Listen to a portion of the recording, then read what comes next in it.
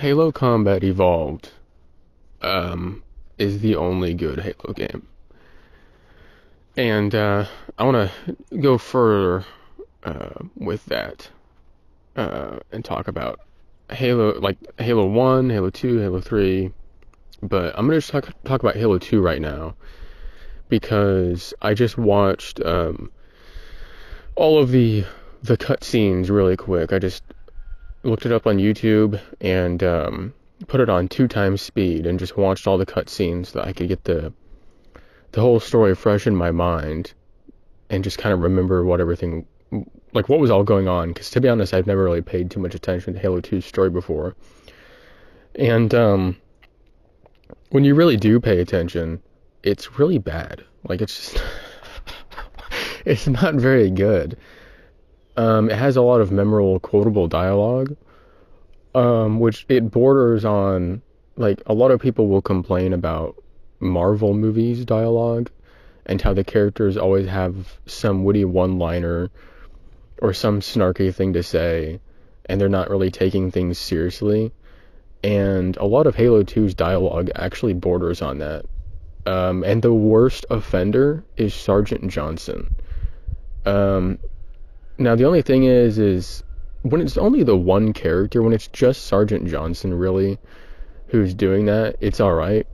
Because you could just say, well, that's just him. That's just one character. Because, in Marvel something, it'll be like every single character will talk that way and act that way. Right? They won't really take things seriously. They'll always have something witty to say, right? But in Halo 2, it's mostly just Sergeant Johnson. Except, like, at the very end of Halo 2, where, Admiral Hood is like, Master Chief, you mind telling me what you're doing on that ship? And Master Chief just goes, sir, finishing this fight. It's like, okay, but what are you doing on the ship? Like, what are you doing up there, Master? Can you explain a little bit further, like, what's going on? It's like, sure, finishing this fight. Okay. It's kind of like in Halo 3 when Miranda Keyes, they're like, the one guy is like, ma'am, the units are requesting a rendezvous point or something like that. Where should they go? And she just says, to war. And everybody's like, that's so cringe. Well, Master Chief was cringe too in Halo 2, because Halo Combat Evolved is clearly the only good Halo game. When you really look at things and pay attention. And you're not going off of the legacy of Halo 1, you'll see that everything in these Halo games is really not even that good. That's what I'm noticing. Like, I feel like all of Halo has basically just been built off of the success of the first game. And I mean, obviously, yes, but what I'm saying is, like, you're seeing things through a specific lens. You're looking at it from, like, the Halo 1 perspective, I guess.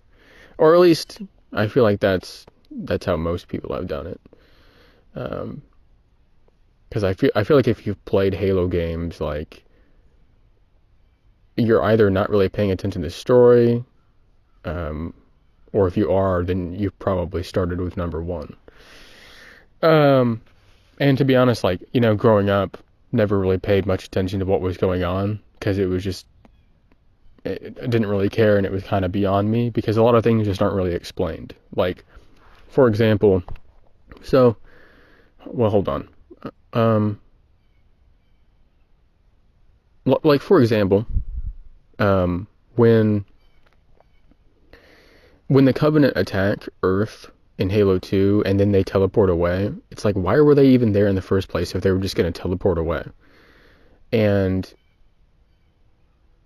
it is kind of explained later, except it doesn't really make any sense. And I guess that could be because maybe the Prophet, like it does say, the Prophet of Regret wasn't really supposed to attack Earth like that. But it's just, I don't know, it's just kind of stupid. Anyway. So starting out Halo 2, there's been a couple of retcons. So Sergeant Johnson is still alive, even though at the end of Halo 1, It was dust and echoes. It was just Master Chief and Cortana alive, and everybody else that had anything to do with the Halo rings was dead, according to Cortana's scan. Now, I guess you could say, well, Cortana's scan just didn't pick him up, and they also didn't pick up the Arbiter and the rest of his, how did the Arbiter even make it out of that, you know? And I'm sure that this is all explained, because they had to make stuff up, obviously, right? Like, you can explain anything away, really, in fiction. Like, if you want, you can literally bring somebody back from the dead and then, like, oh, well, here's what happened off screen, right? So, it's not like it's impressive storytelling or anything. It's just, you can do anything you want in storytelling, but that doesn't really make it good. The only instance in where a character comes back from the dead and it's good is the non-fictional instance of Jesus Christ. Because that actually happened, and it was, there was like a whole point to it and everything. But in Halo 2, I mean, another thing, so in Halo 1, it was stressed at the beginning of the game, like it was a very important detail, that the Covenant don't know where Earth is.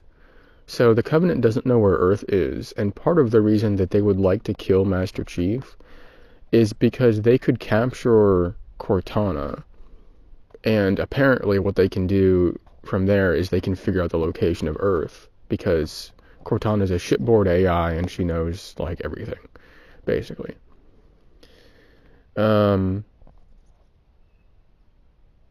So the stakes in Halo 1 are actually really high, whether you realize it or not. I mean, it's spelled out for you. It says, like, you know, if they capture her, like, if they capture Cortana, then it's basically over for the human race. So every time that you die in Halo Combat Evolved, the game, like that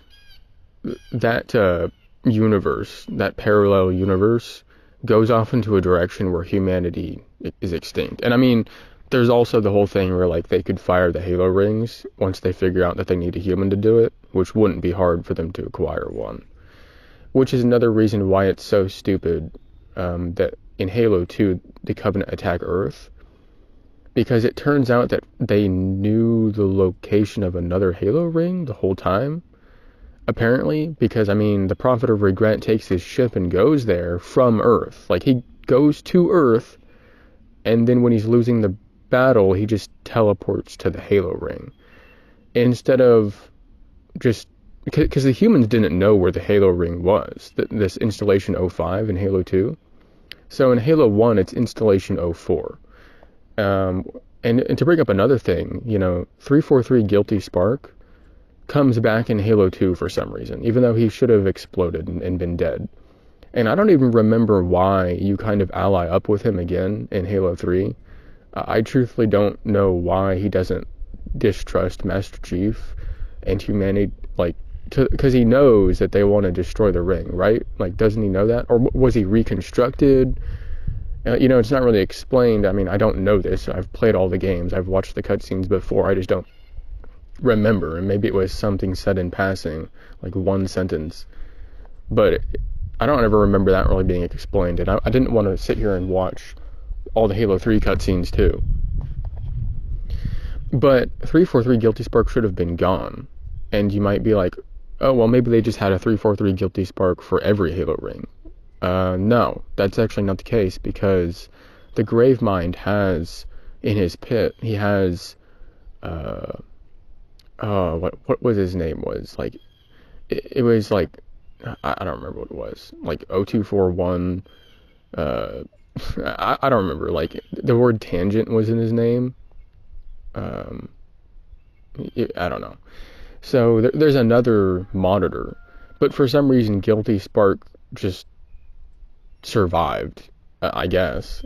Like, that's what it seems like. I mean, maybe he was reconstructed in the way, because apparently, so the Arc, I guess in Halo 3 what it does is it reconstructs the Halo rings, and because I guess in Halo 3 it's actually a reconstruction of the one that Chief destroyed. I mean, this kind of shows how little attention I've paid, but I mean, I kind of knew that. It was just, I didn't realize they needed the Ark to do it, but that's what the wiki said. Um, but I'm kind of all over the place. So in Halo 2, it immediately starts off with the Covenant attacking Earth, and it's like, how do they know where Earth is? And it's just never explained as far as I know, it's just never explained in the games. And the Covenant aren't supposed to know where Earth is. And now this is another decision that I have a criticism for, because it takes away from a lot of the fun of Halo and sci-fi in general when you're reducing the wonder of your setting when you go to Earth, because it's the least wondrous environment you can have. Like the whole point of the whole fiction of the outer space and sci-fi and everything is to go out among the stars and to other places. They could have started Halo 2 out with Chief and Cortana finding another Halo ring. Like the UNSC could have recovered them out in space, and Cortana could have been like, yeah, because of all the stuff I downloaded when I was in the control room, I know where the location of the other Halo rings are, or whatever. Or I know the location of this place called the Ark. And they could have gone from there without ever having to go back to Earth.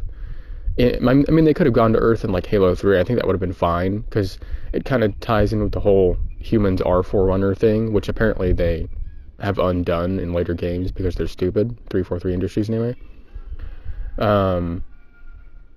The Ark could have been like on Earth as it was, but Halo 2 did not need to start on Earth. It could have ended with them going to Earth, or Halo 3 could have started with them at Earth, like it is, because, I mean, it's just all over the place. Like, they're at Earth, I mean, it's like, why are they even there? Were they heading towards Earth at the beginning of Halo 1 before the Covenant were tracking them? Like, was that their plan? Like, where were they? I don't know. And you have to wonder if, like, the Covenant found Earth because the like, humanity was recovering Sergeant Johnson and Master Chief, and then the Covenant just followed them back to Earth. I don't know, but the Covenant weren't supposed to know where Earth was, and it was really important because the Covenant are more powerful than humanity by a lot, and that's how they just destroyed Reach. Like, when the Covenant finds your planet, you know it's game over, it's Jover, because they can just glass the planet. And I guess the only reason that humanity even really survives by Halo 3 is because the elites are now on humanity's side, and so they have a bunch of the Covenant technology, and they're able to fight off the rest of the Covenant with that. Which is even... It just goes to show how stupid the prophets were, because they could have just been nice to the elites, and not dishonored them, and then, like, none of that crap would have happened. Like, the elites would have been on their side still, you know?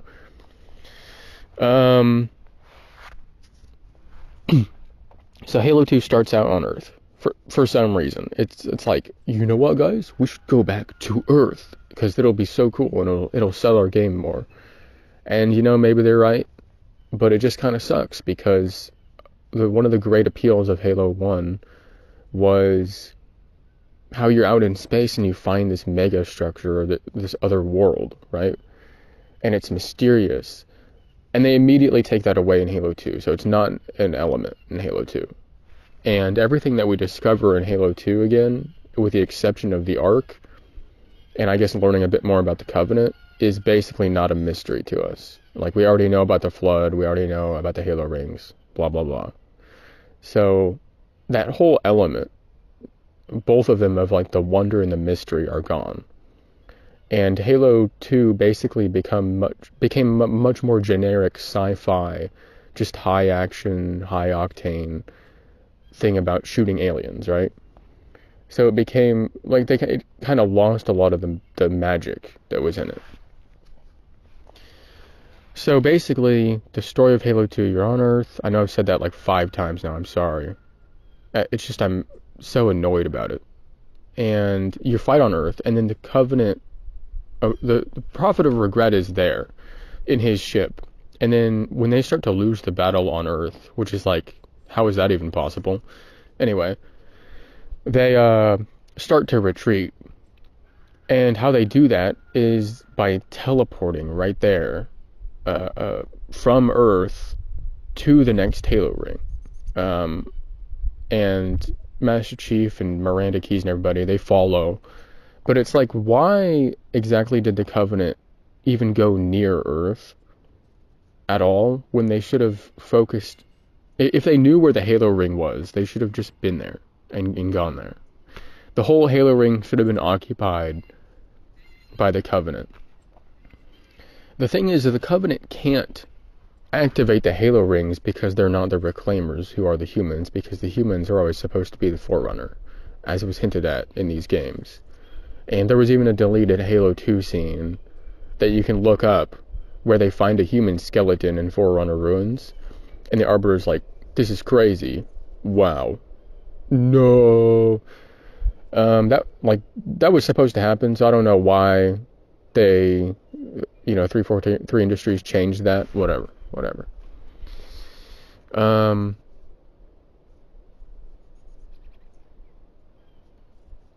Then they go to Halo. It doesn't really make sense because the Covenant shouldn't have been attacking Earth. All they have to do is take control of the Halo ring, capture one human. They just have to capture one human. And there's no way that you're going to tell me that the Covenant don't already have many human prisoners. Because we know that they do. I mean, later in Halo 2, you have Marines who, they're in High Charity. They're in the holding cells.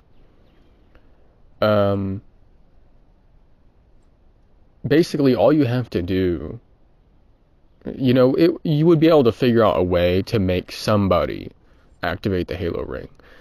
Even if they didn't know what they were doing, if you were somehow tricking them, the Covenant would be able to figure out some way to do it. If they had humans at hand, which they did. And they knew where the Halo ring was. So they shouldn't have been anywhere near Earth. They should have just gone off on their great journey. So the writing sucks here, is what I'm saying. It's stupid. It doesn't make sense. And it's not really explained. The original Halo ring was found on accident. Which is kind of crazy, but whatever. In the vastness of space, they somehow found that. It's a story. It's one rare chance event in a story. Except it might not even be that rare because we don't know how common the Halo rings are. They might be everywhere, and they were already near a planet in Halo Combat Evolved beginning. So I'm not crapping on Halo 1's writing. There's different things about it that could be better, but it's good on its own. It's just that the later games, things get worse. Even in Halo 2, and it's what I've just started to notice. Everybody always seems to think that Halo 2 is the best one in terms of story and writing, and it's not. It sucks. It's illogical, and it's just stupid. It's dumb. Anyway. They go to this Halo ring, and then they find the Flood again. And it's like, why are the Flood here again? And here's a couple of things. So, the Gravemind is there on this installation. But he's down in a pit somewhere. But on the surface of the Halo ring, all the wildlife and flora and everything remains unaffected. And we know from Halo 3 that the Flood can infect pretty much any living organism. So why... maybe the Forerunner did something to the ring plants so they can't be infected by the Flood and the ring wildlife. I don't think that makes sense. I don't think that's true. But so all this ring wildlife and the plants and flora are there, and the vegetation, and none of it gets infected by the Flood that's apparently just lurking underneath the surface. The Flood is everywhere in Halo 2. You know, it's with where the heretics were in that station. You know, I've kind of been skipping over some of the Arbiter's story because a lot of it's just, I guess, not really relevant to some of the questionable logic of Halo 2. The Flood is everywhere in Halo 2, and it went from being this horrible, like, super dangerous, galaxy-ending threat to just being an additional, oh, it's the Flood, they're really scary. Watch out for those guys, by the way. It's like, the Flood were supposed to be so nasty and horrible to fight that both the humans and the Covenant were getting overwhelmed by them. But the main antagonist in Halo 2 is the Covenant in comparison. I mean, they were in Halo 1 as well, but I'm saying the more dangerous, the bigger threat in Halo 2 is the Covenant and not the Flood for some reason, which makes you wonder, like, it's like, how were the Floods such a problem in Halo 1, where it's like, they go, we need to destroy the Halo ring. We need to destroy the Halo ring, blow everything up, because the Flood have gotten out of hand, and this is they're gonna destroy the whole galaxy, all life.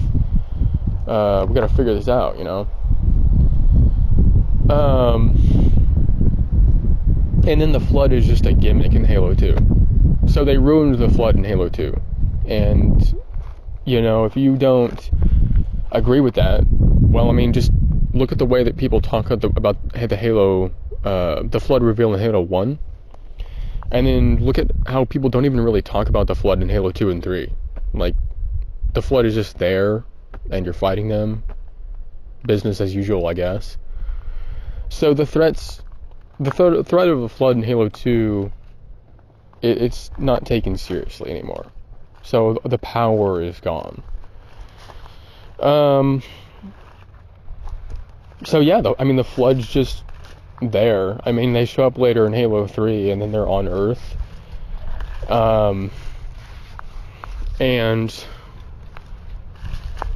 I don't know. It's just, I don't know why there's so much Flood everywhere.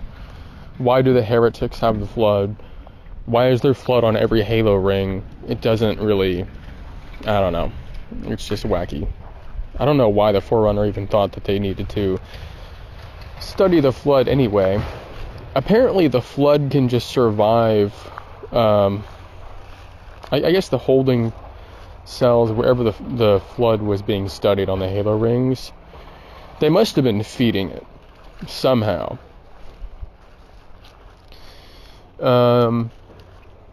And I mean, I guess, you know, that does make sense, and well enough, because people are always going to do foolish things like that, where, you know, there all these stories where humanity takes science too far.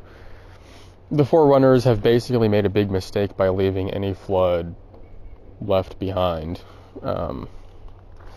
You know, something I've never really understood is how the Halo rings apparently wipe out all life in the galaxy.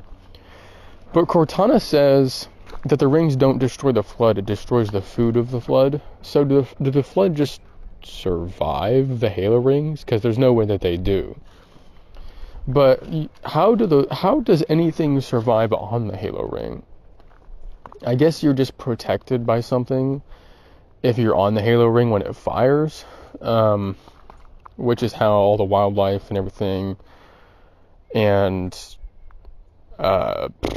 you know, the Flood itself can be on the Halo ring all these years later. I don't know. Halo 2's writing. So where are we on Halo 2? So Chief's on this ring. The Arbiter's doing his heretic stuff. And I guess, so Chief gets grabbed while he's exploring the ring and he kills a prophet of regret.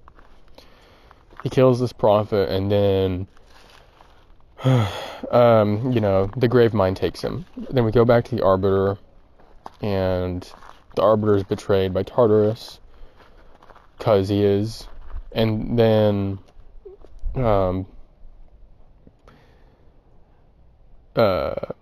you know, the grave mind takes him too. And so the Grave Mind has Master Chief and the Arbiter. And instead of doing what any normal person would do, which is take your action figures and make them kiss, instead the Grave Mind says a few cool things. And he says, you will go to one place and you'll go to another place. And then he teleports them. How did he do that? How did he do that? And if the Grave Mind can teleport stuff, why doesn't he just infect Master Chief and infect the Arbiter and then teleport them somewhere? And then just start those flood... actually... So he sends Master Chief to High Charity, and then the flood attack High Charity? I mean, I guess... How did the flood even know... How did he even know how to get there? How did he do any of that? Why can't the Grave Mind teleport the flood to High Charity? Why can't he teleport them to Earth? I don't understand. What's going on? Apparently, the Grave Mind has the ability to teleport people around. Somehow. Like, nobody knows how he does that, but maybe it's because he has the monitor, like... Because the monitor can teleport people, like in Halo 1, the monitor teleports the Master Chief a few times. And the Grave Mind has the monitor of Installation 05, so maybe he's somehow, like, overtaken that technology and he's using that to teleport them.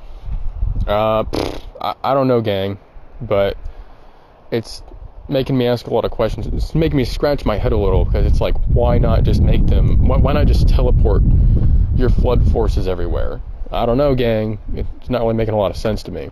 Why not infect the Arbiter and Master Chief and take control of them? I don't know. I don't know why not. I don't know. Wouldn't it be more powerful to infect them and then to use them? I don't know, gang.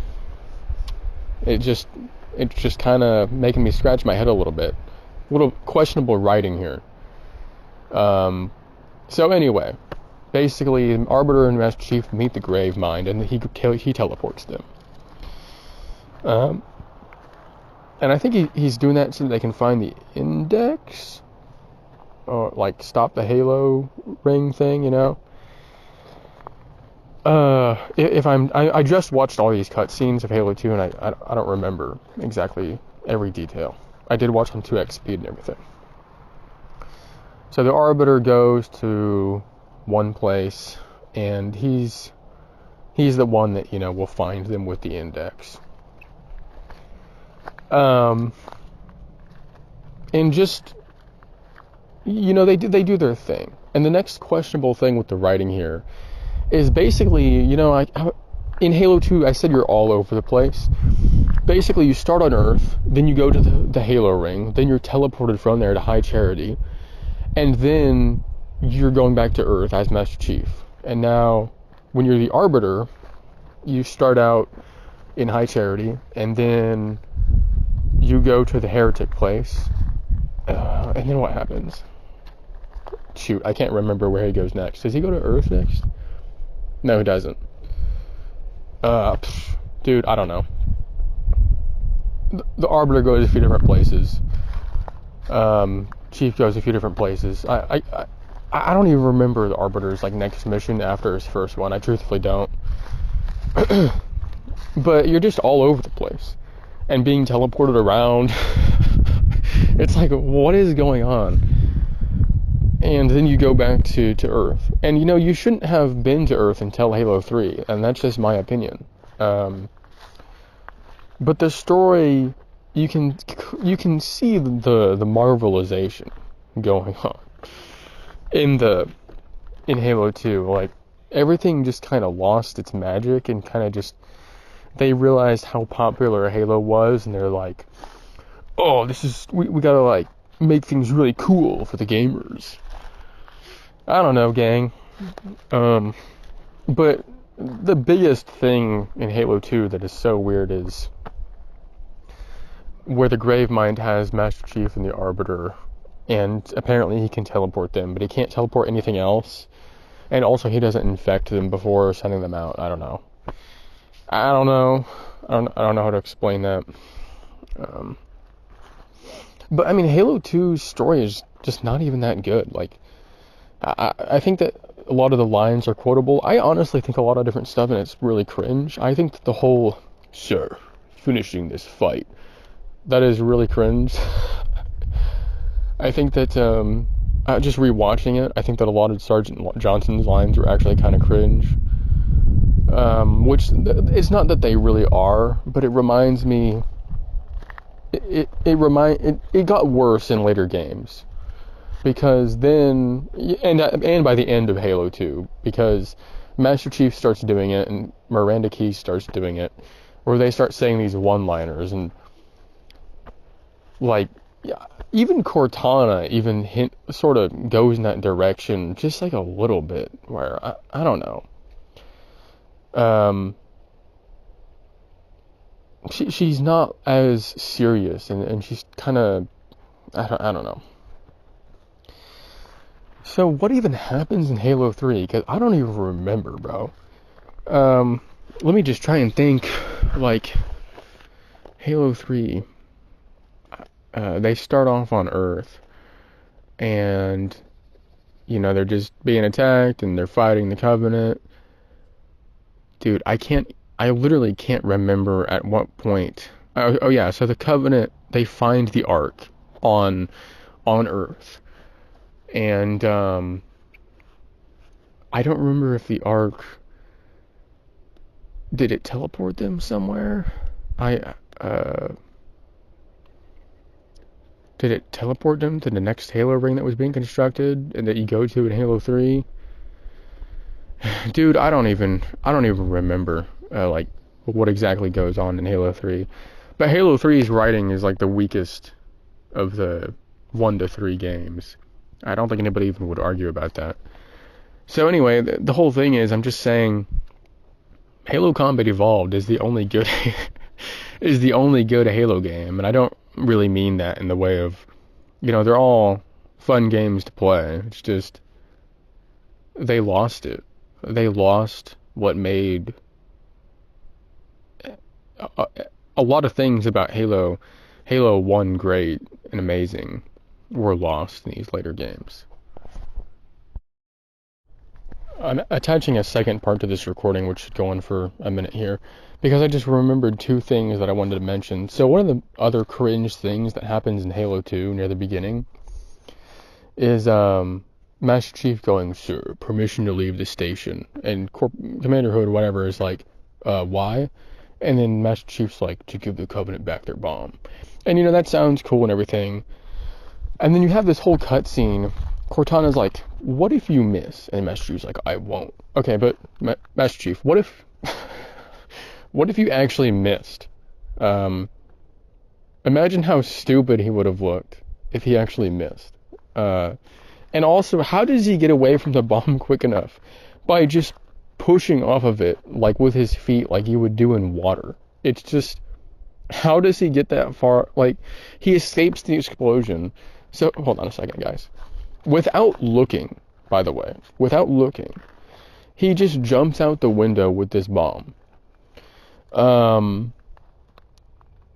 Because you can't even really see the ship from the view, at least not in the cutscene as far as I remember. He just kind of jumps out. The Covenant ship is moving. He manages to, like, dodge things in the middle of space and, like, just takes this bomb and, like, perfectly lands it in the core of this Covenant ship. Because, you know, every ship has to have a core where if you blow up something next to it, it blows everything up. Then he just activates it and then pushes off. And he somehow, in space, by the way, where you can't, like, swim as you could in water, you can't control where you're moving after you push off of something. He just lands directly above the ship where Miranda Keyes and Sergeant Johnson are. It's so stupid. And it's one of the scenes that everybody praises Halo 2 for, and it just is so dumb. It's so stupid. Um, I can't take it seriously. Um, I remember I never really thought much of that scene when I was a kid. Uh, but I remember people would talk about it. I was like, oh, I mean, I guess that was cool, I guess. Now hearing people talk about it, I just think that it's dumb, and I think that I think that they shouldn't like it. I think it's stupid. Anyway. The other thing, what was the other thing? I wanted to mention something else. Dang, I'm not going to be able to remember what it was.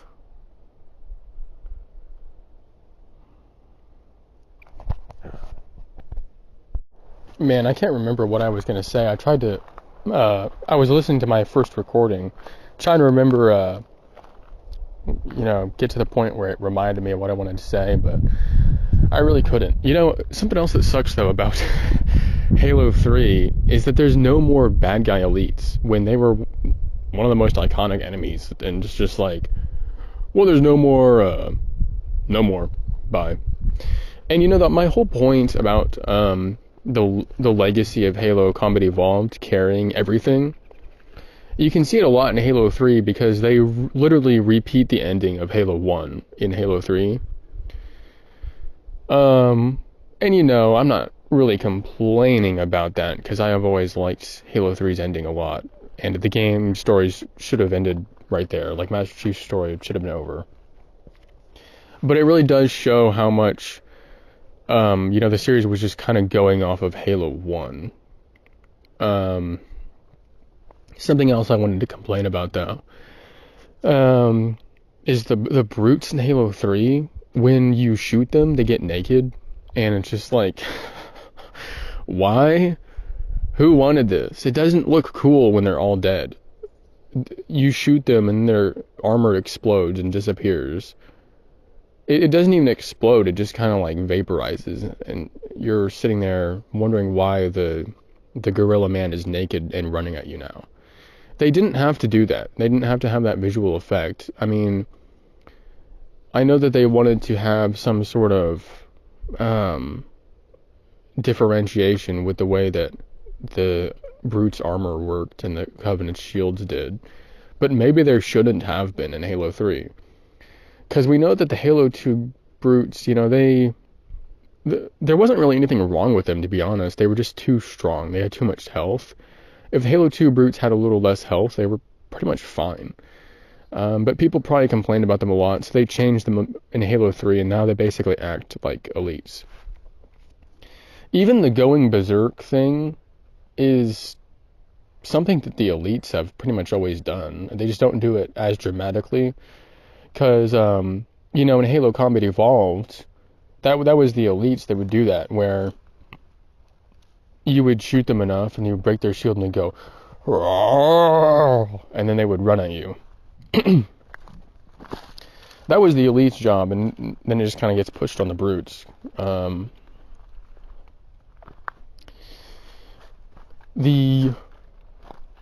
It's so dumb, though. Like, it just looks stupid visually.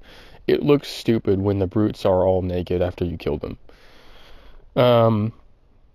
What they could have done is just made it so that the armor was visibly damaged once you broke through it, and then that was it. It would have been fine. It was such a weird design decision. Maybe they were just trying to make it really easy to tell, but they didn't need to make it that easy. Like, in Halo 2 you can tell when an elite's shields are down because there's kind of this electricity effect. You can't really tell that in Halo 1 so easily, but it's not even a problem, because you just kind of shoot them and then they're dead. And you know that their shields are low because you just lowered their shields with your own weapon. So it's not even really an issue. Maybe there's more brutes in Halo 3, so they wanted you to be able to keep track of them. Something else is, shoot, dude, there's so many things wrong with it went downhill from Halo Combat Evolved, I'm telling you. because I just thought of the battle rifle and its consequences. It's uh, what did Ted Kaczynski say? Um, the battle rifle and uh, the battle rifle and its consequences have been a disaster for the Halo franchise. He said something like that, because that was the first that was the first thing, I think, where Halo started to become more like Call of Duty. Halo was already kind of a cover shooter, but the only weapon, there was only the few weapons that were long range, shooting at things, which was the Magnum and the sniper rifle, and frankly, they should have simply nerfed the Magnum in Halo 2, and then made the gameplay go from there. And the battle rifle should have never existed, because it's basically just the Magnum again. And it's not even that in Halo Combat Evolved, it's not even that the Magnum itself is a problem. It's really not. It's only in multiplayer. In the main game, though, there's nothing problematic about the gun being powerful. It's just because it fills its own place. But the thing is, in the later Halo games, you have the pistols again, which become useless in Halo 3. Well, not really, to be honest, but a lot worse in Halo 3. Halo 2, they're still actually really good, and you can dual wield them. Dual wielding, I guess, is something that they did right. And the SMGs, like the expanded weapon selection is obviously good in general. But the problem is that you have things like the carbine and the battle rifle, and the game basically becomes about headshotting enemies. And it already kind of had an element of that in only really two weapons, which was the Magnum and the sniper rifle in Halo Combat Evolved.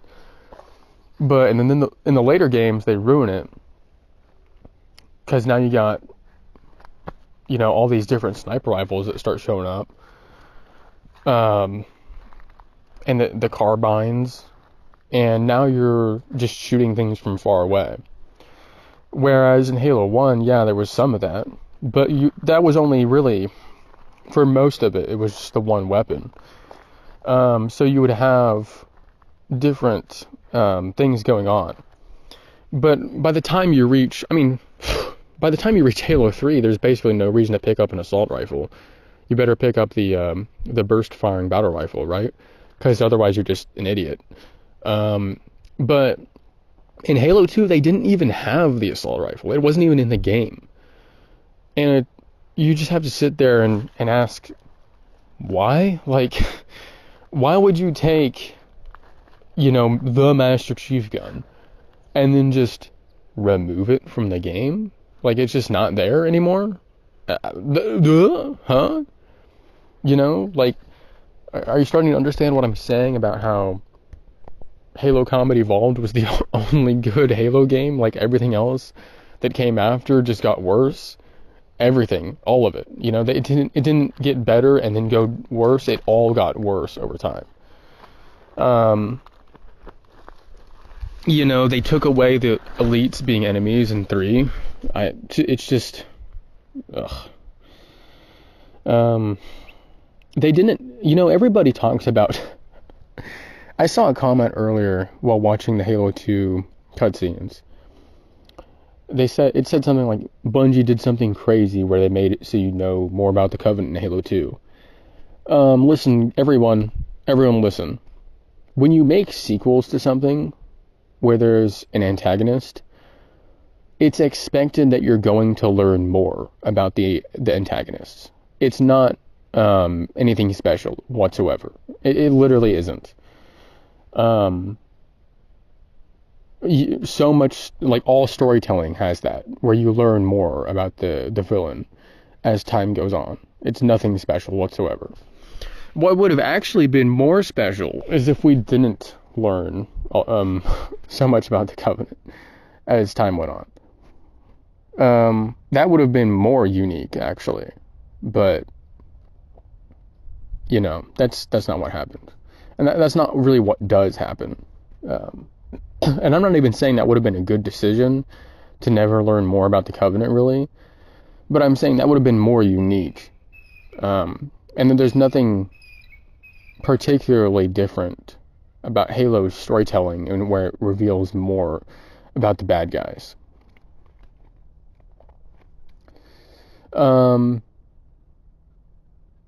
People talk about how the Prophet of Truth had a bit of a downgrade in Halo 3, except that he didn't. He was pretty much always like that, where he just kind of is like this cold villain who is kind of crazy. Because the thing is the prophets knew the truth about the Halo rings the whole time, and so everything that they're saying, like, they're just saying lies. I mean, I think that at least the Prophet of Truth knew, but maybe the other prophets didn't. I'm not exactly sure about that.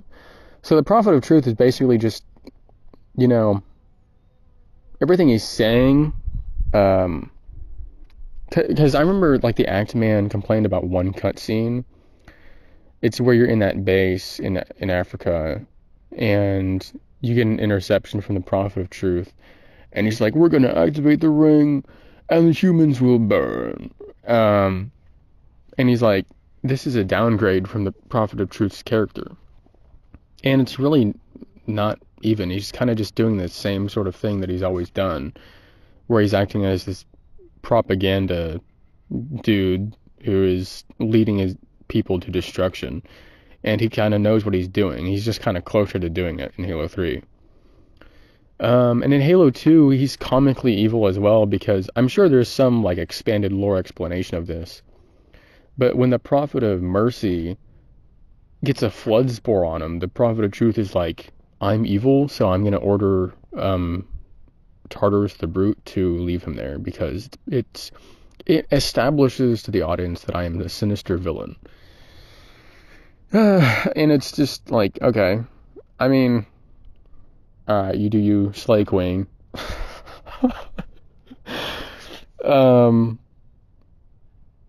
I don't know. Tartarus might have been the most interesting character in Halo 2, and that's not even an exaggeration. But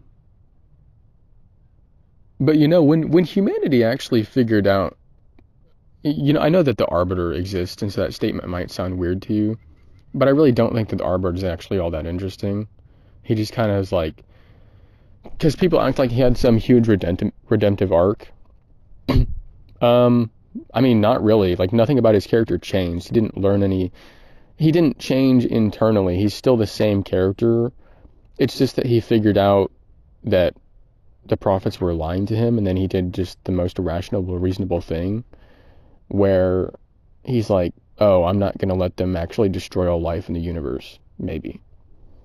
So, the Arbiter never really went through any internal changes, which is fine. I'm not saying there's anything wrong with that. It's just that he's not really that interesting of a character when you really look at him. There's no... He doesn't really change his beliefs. He just kind of... I mean, he obviously does. It's just like his ideals, don't change. Who he is as a character doesn't really change.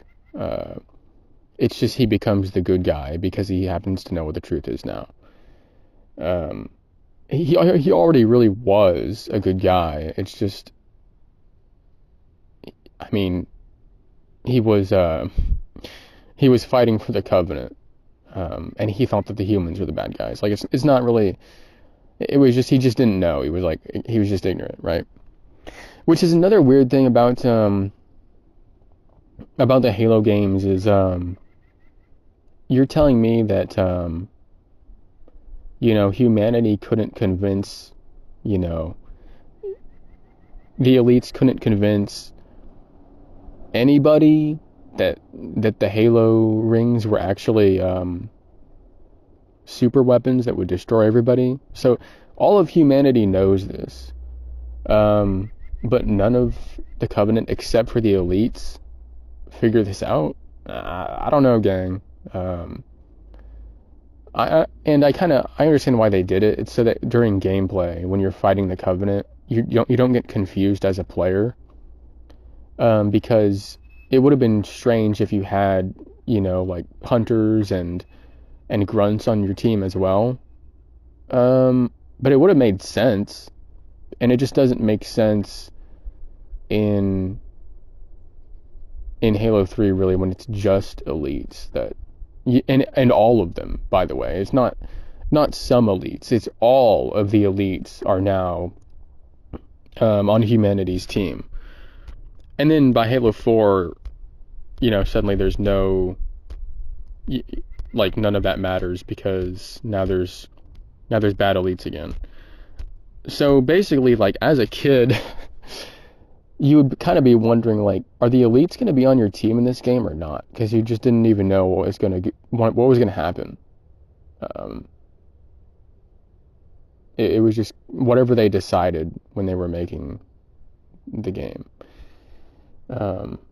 I still can't remember what the one point is that I wanted to make that had me start to expand this audio in the first place. But they just lost everything about Halo 1 that really made it fantastic. It was fantastic because, in Halo, that's what it is, Halo Combat Evolved, it not only was it sci-fi, not only was it science fiction, but it was fantasy as well. And then in Halo 2 it's just sci-fi, and in Halo 3 it's just sci-fi too. And in all the other Halo games it's just sci-fi. Because all of the discovery and the mystery is gone after Halo 1. They just couldn't do it again. They couldn't pull that trick again. And I mean, yeah, that would have been hard to do. Maybe they just did the safe thing where they made it work, because Earth is a safe setting. The Halo ring is a safe setting because it's basically Earth, but cooler looking. It's just, I don't know. I don't even know anything about Halo 4 and 5 really, and Halo Infinite, because I just stopped. And I really, truthfully, at this point, as far as story goes, I don't even really consider anything but Halo Combat Evolved to be Halo, because I think that they could have just ended it there. And I know that just obviously never would have happened because of money and business. But from a simple storytelling and artistic perspective, Halo should have ended at Halo 1. And it shouldn't have gone any further than that. And I honestly believe that. I have never read the books, so maybe I'm missing out on something there, but I don't really think that I am. And I just think that Halo 1 did it right, and it finalized it. And when Cortana said, Halo, it's finished, then it should have been finished. And I'm not saying that Halo 3's ending wasn't great, because it was. It was pretty good. But, it's weird, because by Halo 3, I guess the Arbiter as a character got a lot of backlash, because people wanted to play Master Chief at the time. And so the Arbiter basically took a step back and didn't go through any more. He basically just became a side character, and he doesn't even say very much. There's only one cutscene in Halo 3 where the Arbiter and Master Chief even say anything to each other. That's how irrelevant the Arbiter became in Halo 3. So you kind of have to wonder, why was he even introduced in the first place? So maybe he shouldn't have been introduced, but they should have, once he was in, they should have kept going with his character. There was another character that was kind of like this from another piece of fiction that got a lot of backlash, I remember, and then they just kind of deleted him from existence in the next installments when he should have been a character that came back. It's just that people didn't like him at first. And I can't even remember. It's some totally unrelated thing. It's like a movie or something. Um, but,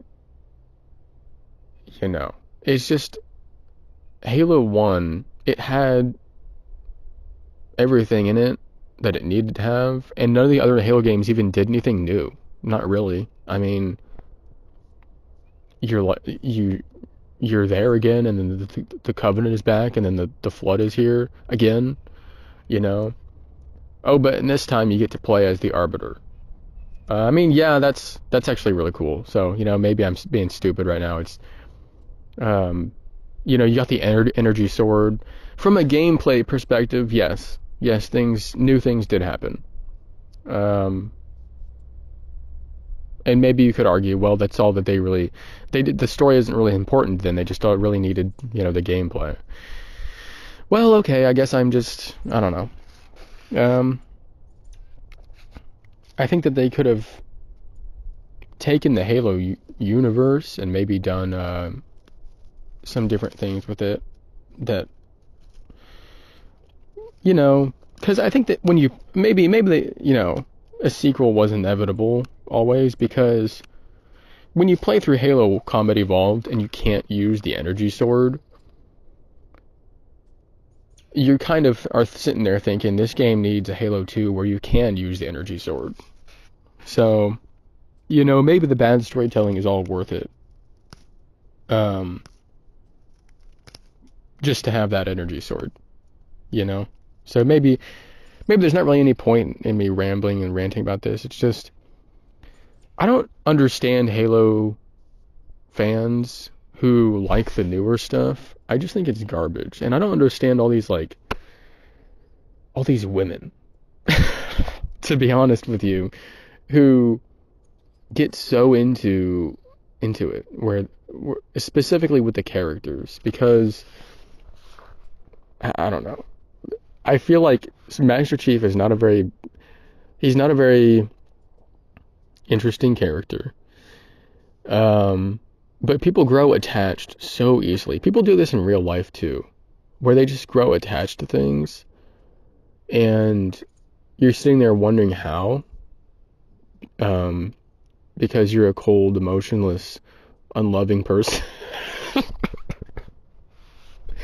You're just like, how do you even like this? How do you even like this person?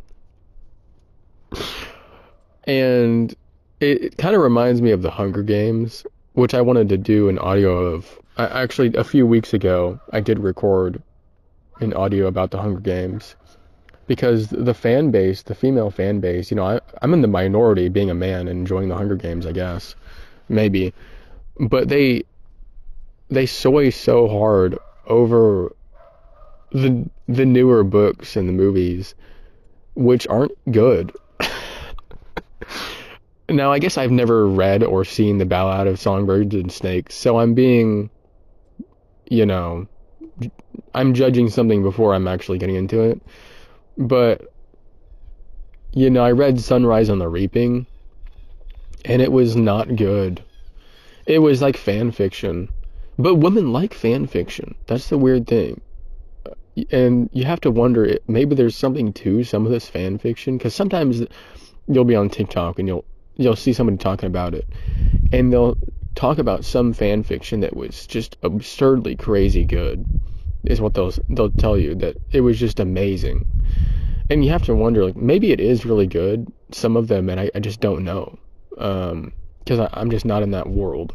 It's kind of like a lot of people play video games and they just kind of buy what they can see, but they don't. They have a console, so they've got a limited experience. Whereas if you're on the computer, you got all these mods. I actually played a Halo Combat Evolved mod for the first time today, and it wasn't very good. It was nothing exceptional, but it was cool because it was just, not everybody's done that. I don't even really see anybody ever talk about these mods for Combat Evolved. I wanted to slightly revise my opinion on Halo 1 and it being the best Halo game. And I want to say, instead of it being the only good game, I'll say it's the only great game. I think that's better, because I think the other games are good, in the sense that they're very fun. But I think that Halo 1 is the only great, of the main Master Chief Halo games. And I should add then, I think that Halo ODST and Halo Reach are actually better than the Master Chief games. And I think that the reason that they are is because, and I'm talking basically just purely story-wise here. I'm not really talking about the multiplayer or anything. I'm just talking about the campaign and the campaign story. Basically, the reason that they are better is because they don't try to continue the story of Master Chief, which should have ended in Halo 1 or been done differently in 2 and 3. But the 2 and 3 story is a lot of nonsense. Or at least Halo 2's is, and just looking at it and things not making sense, like how the Gravemind didn't kill his two greatest adversaries when he had both of them. It's just, it doesn't make sense, and it's really stupid. And I've never heard anybody talk about the Halo 2 plot holes or anything, or I've never heard anybody criticize Halo 2's writing. And I think it's just because the dialogue is very memorable and it's enjoyable. And it is, but that doesn't mean that the story itself actually makes sense or is actually good. Because, the thing is I was thinking about it, and, as a kid, I could tell you what happened in Halo Combat Evolved. Because it made sense and it was communicated effectively without even, a lot of cutscenes, to be honest. There's like one per level or something. It made sense and it was good. I could tell you basically what happened in Halo 1. But I couldn't tell you like what was going on in Halo 2 and 3. Even as I guess when I was getting to a teenager, I didn't really know what the heck was going on. And maybe you could just say, well, you weren't paying attention. It's sure, but the thing is a lot of the things in the story that are happening just don't really make sense and they aren't logical. And that's basically a major reason it's not good and simple in the way that it should be. And the next thing I wanted to talk about, I wanted to directly compare the Halo Combat Evolved levels with the Halo 2 and 3 levels. So what I'm going to do is I'm going to look up the Halo 2 levels first. And we're just going to directly compare, because I can remember, that's another thing, I can remember the Halo 1 levels pretty much in order. I might get one or two off. And I might not remember the names of them. But I always forget what levels are actually in Halo 2 and 3 and what order they happen in. Because the story doesn't flow, it doesn't work properly. And the levels aren't as good. They're just not. So I just looked up this list of Halo 2 levels, and I'm looking at the names. I don't even know what these are exactly.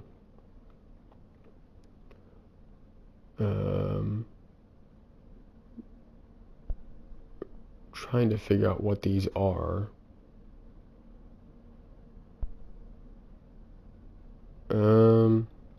If I could see pictures, I would know. I'm not sure what the last betrayal level is. Let me look that up.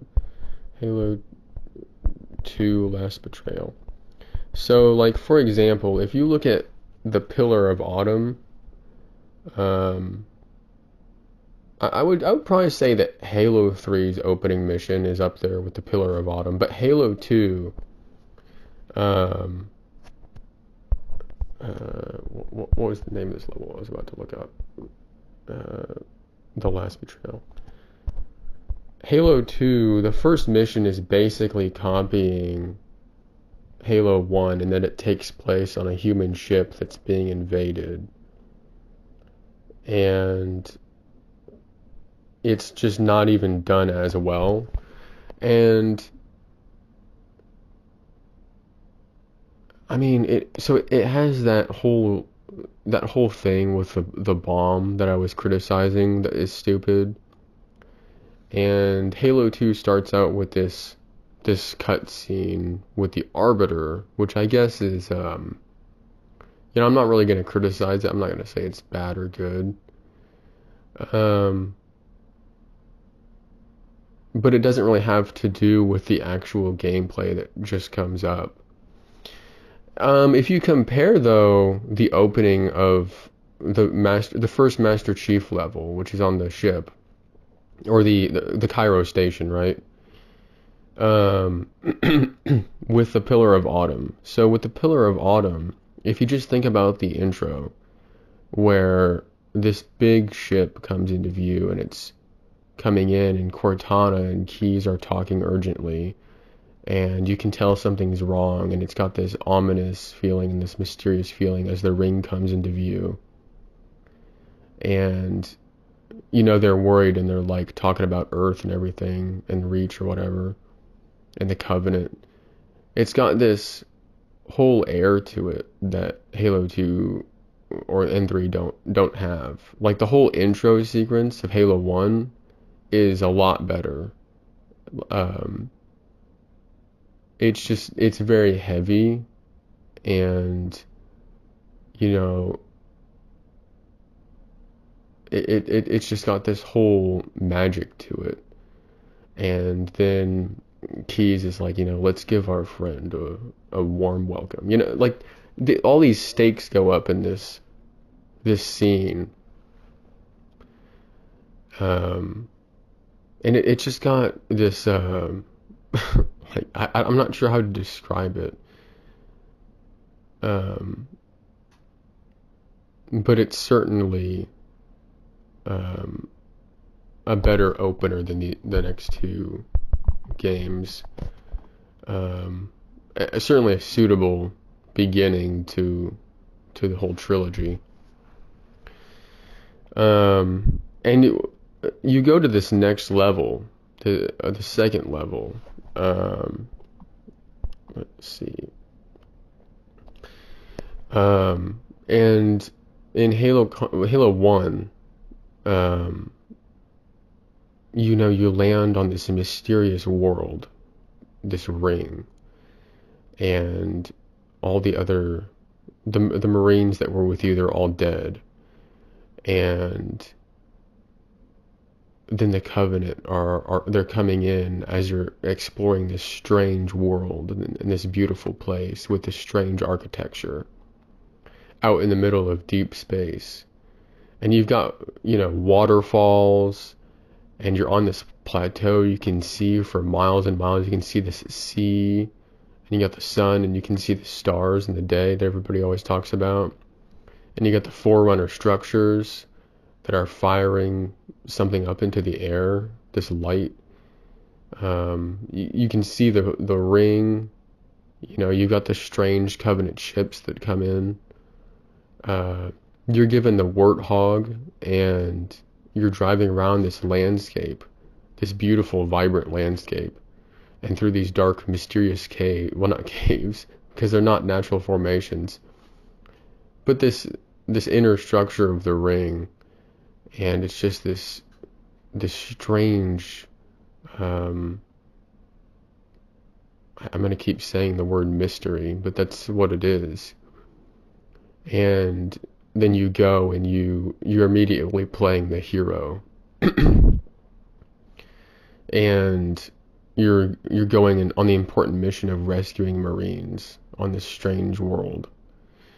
And you compare that with Halo 2, and it's basically you just go down to Earth on the second level, and even the third level you're still just on Earth, But the second level, you're just walking through streets for most of it and just shooting at jackal snipers and stuff. And that's like, I mean, need I say more? That's the comparison of the Halo 2 and Halo 1 second level. Which one sounds better, you know? You go down to Earth and you're playing basically a Call of Duty level in Halo 2 versus everything I just described in Halo 1, you know? Let me look up the Halo 3 level list so I can compare, because I don't even remember. This is the thing. I don't even remember, like, what's the second level of Halo 2. Um, it's this, okay, so Sierra 117, um, that must be the first level. And so the Crow's Nest, you're kind of in this, let me see. You're in this human base. And so it's basically a lot like the Halo 2 thing. You know, you're in these claustrophobic, you know, it's human concrete with like pipes and traffic cones and things like that. And that's the most interesting environment that you're getting in the second level of Halo 3. You know, the first level of Halo 3, when you're going through the jungle, I like the way that Halo 3 starts, and I like that first jungle level. So and I think it's cool. I don't really think there's anything wrong with it. I do think that you should have always, you know, assuming there was going to be 3 Halo games, you definitely should have always. I think with the way that Captain Keyes brought up Earth in one of the first cutscenes of Halo 1, you know, if you're continuing the franchise, then I think that Earth always had to come into play at some point. So, while I might criticize Halo 2 for bringing us back to Earth basically instantly, I'm not going to criticize Halo 3 for bringing us back to Earth, because I think that it always should have happened at some point. And the environments in Halo 3 are still pretty good. Because, you know, the jungle of this random jungle in Africa is certainly a lot more interesting than being in city streets and in alleyways, and like in Halo 2. But then in Halo 3, you know, all these other levels, I don't know what the tsunami level is. Let me look that up. Tsunami Halo 3. Most of these levels, you know, you're just kind of going through like these UNSC bases. What on earth am I looking at? I tried to look up a picture of this level, and it's not coming up. Is this even a real level in Halo 3, or is the AI being stupid? Oh my gosh, I think it's talking about the storm. So it's the Google AI. Is it? Wait a minute. Halo 3. Was I looking at the Halo 2 levels?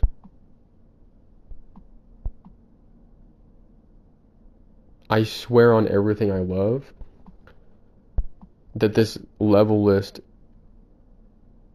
Okay, so it says Sierra 117, Crow's Nest, Tsunami. The storm. I'm trying to figure out what level is Tsunami. I don't remember. Oh, it's talking about Savo Highway. So the Google AI is being stupid and is feeding me false information.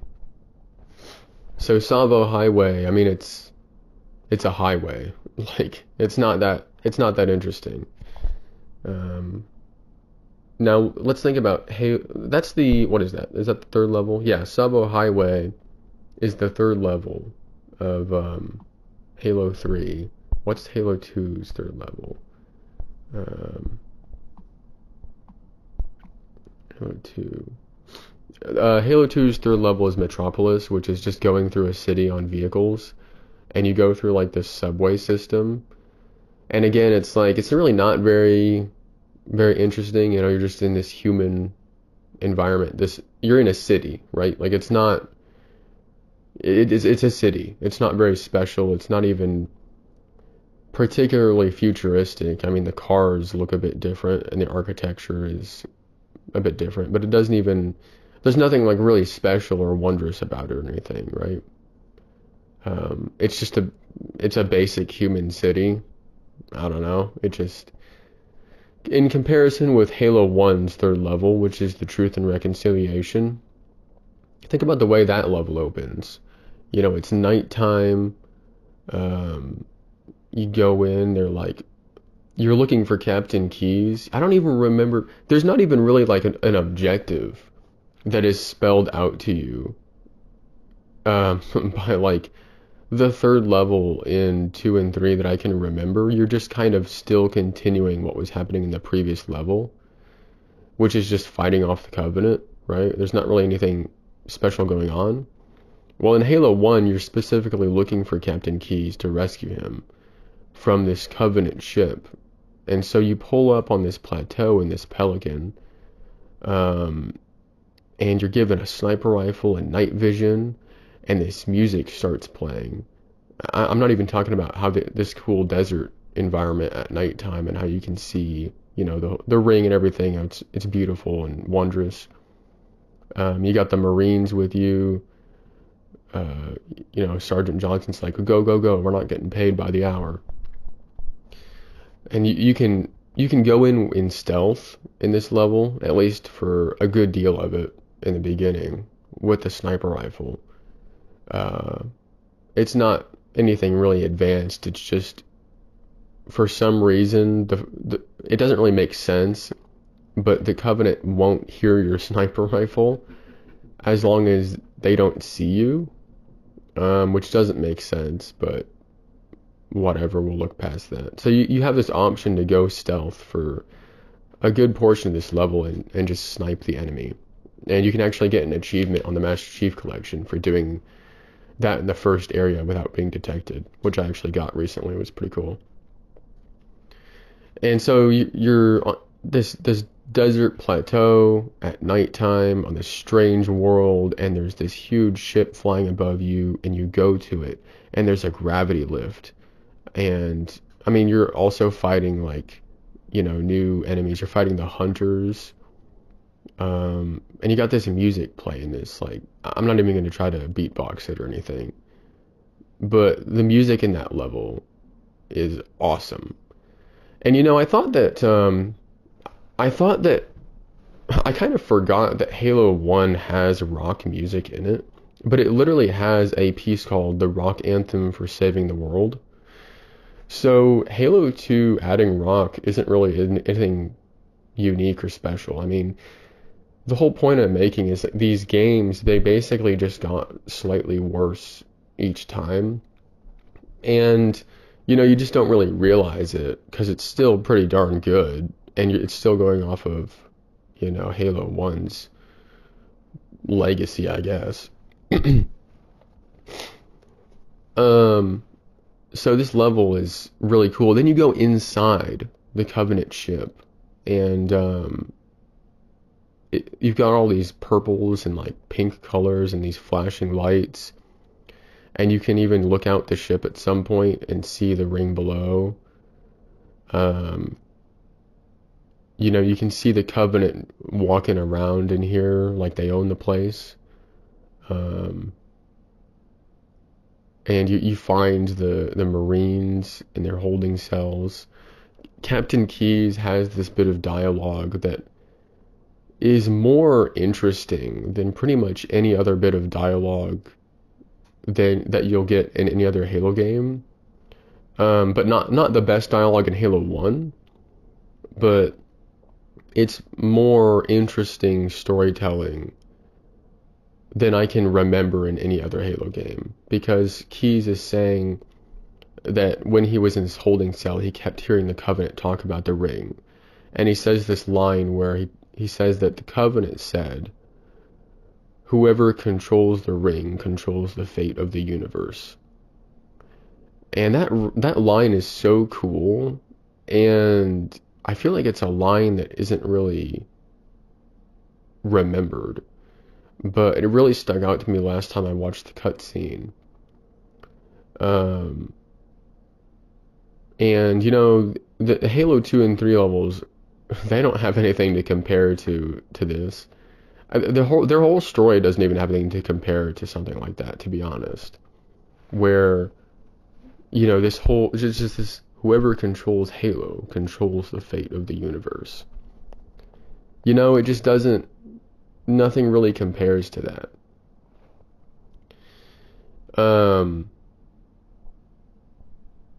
Obviously the rings are still there in the Halo games, and but it's the way that how the Flood kind of lost its fearsomeness in 2 and 3 compared to 1, because in 1 it was this horrible threat so bad you had to blow up the Halo ring, right? And in 2 and in 3 that's what they're gonna try to do too, but the Flood, it just kind of gets reduced to this secondary faction that you're sometimes fighting. Like the threat level is kind of gone. They're not frightening anymore. Especially in Halo 2. Halo 3 is a lot better about it, because the shipmasters, like, one flood spore can destroy an entire planet, and they glass half of Africa. Halo 3 definitely brings back the horror of the Flood a bit more. But Halo 2 definitely messed up, and probably shouldn't have had any Flood in the first place, to be honest with you. But it's also stupid because in Halo 3, the Flood ship comes in, and the Arbiter is like, what is it, more brutes? As if he didn't fight the Flood for half of Halo 2. And it's just, some of these lines in the newer games are so stupid. It's exasperating, very exasperating. So Halo Combat Evolved's 4th level. The Silent Cartographer is probably the most popular level in all of Halo. Like maybe the most famous level in all of Halo. And so I don't even really think I need to say much about it. I mean, it's amazing. I think everybody knows why it is. You're on this island in the middle of the ocean. You fly to it, and you land on the beach. You fight with all the Marines. You drive the Warthog around it. You can move around the whole island, right? You can even go into the water, and you go into it, and then you lose contact with Captain Keyes. One thing that really stuck out to me was the voice acting on Captain Keyes was really good. When he tells Cortana and Chief, here are your orders. I want you to find Halo's control center.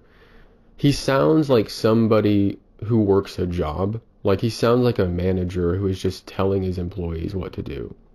And he's doing it on the fly. And you can tell he's thinking about it. And then he says it. He's like, all right, here are your orders. I want you to find Halo's control center by any means necessary. He just kind of thinks about it for a second and says it. You can tell the voice actor put that thought into it of what the character's attitude would be, and he didn't just try to make the words sound good coming out of his mouth. I don't know I can't explain it further than that, or I won't anyway. So the Silent Cartographer is this amazing level, right? It's awesome. Everybody loves it. It's the level that they showed off in the campaign Evolved, which I'm not going to play because it's probably going to be trash, and who cares? I already have Halo 1, the best Halo game ever made. Why would I need to buy Halo 1 again, which is a worse version of Halo 1? Guaranteed, pretty much. That I probably won't even be able to run on my computer, to be honest with you. Let me pause the audio I have so far, and I'll keep recording. So the Silent Cartographer versus Halo 2, we have the Arbiter. Now, sure, the Arbiter level is pretty cool. Um, Probably pretty inspired by Cloud City in Star Wars. Come to think of it, I'm sure it is. But really, it's cool. But you spend a lot of the level just inside these interiors that aren't very interesting, I guess. It's really cool to fight the heretics. I'll say that the Arbiter is probably one of the better levels in Halo 2. Even though I don't really like I think the main thing I don't like about the Arbiter is the colors because there's just a lot of orange. There's just too much orange, and then it's accompanied by gray. And even the grunts are orange and they're gray too, and it's like there's so much gray here. Did the Flood come out in the Arbiter level? Or maybe um, yeah, I think they do. And so, yeah, I mean, the Flood shouldn't have been there though. Um, the Oracle, is that just a continuation of the Arbiter level? I think it is. Because that's where Tartarus goes, so it is, after Arbiter gets mad at him. Um, and so this is really disappointing too, though, because yeah, so this mission, the Oracle, it's taking place in the same environment as the last level. And Halo 1, it was a little guilty of this in a way because you went back to previous environments, like you did. Actually, it's only one time, isn't it? Because two betrayals is just assault on the control room again, basically, but with Flood this time. I've never minded that about Halo 1. I think that you can get away with doing that one time in your game series. I mean, why not? I don't think it does it again. I think that's the only instance in Halo 1 where that happens. Um, I mean, you kind of go through the Truth and Reconciliation again, kind of, right? But it's a lot different when the Flood's there. Like everything's destroyed. I don't know. I think it's all very different in Halo 1. In Halo 1, the the level assault on the control room is I mean it's still pretty good, and it's a unique environment. It's got snow.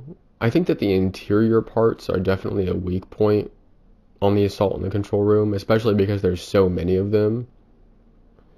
It's just a bunch of repeating rooms.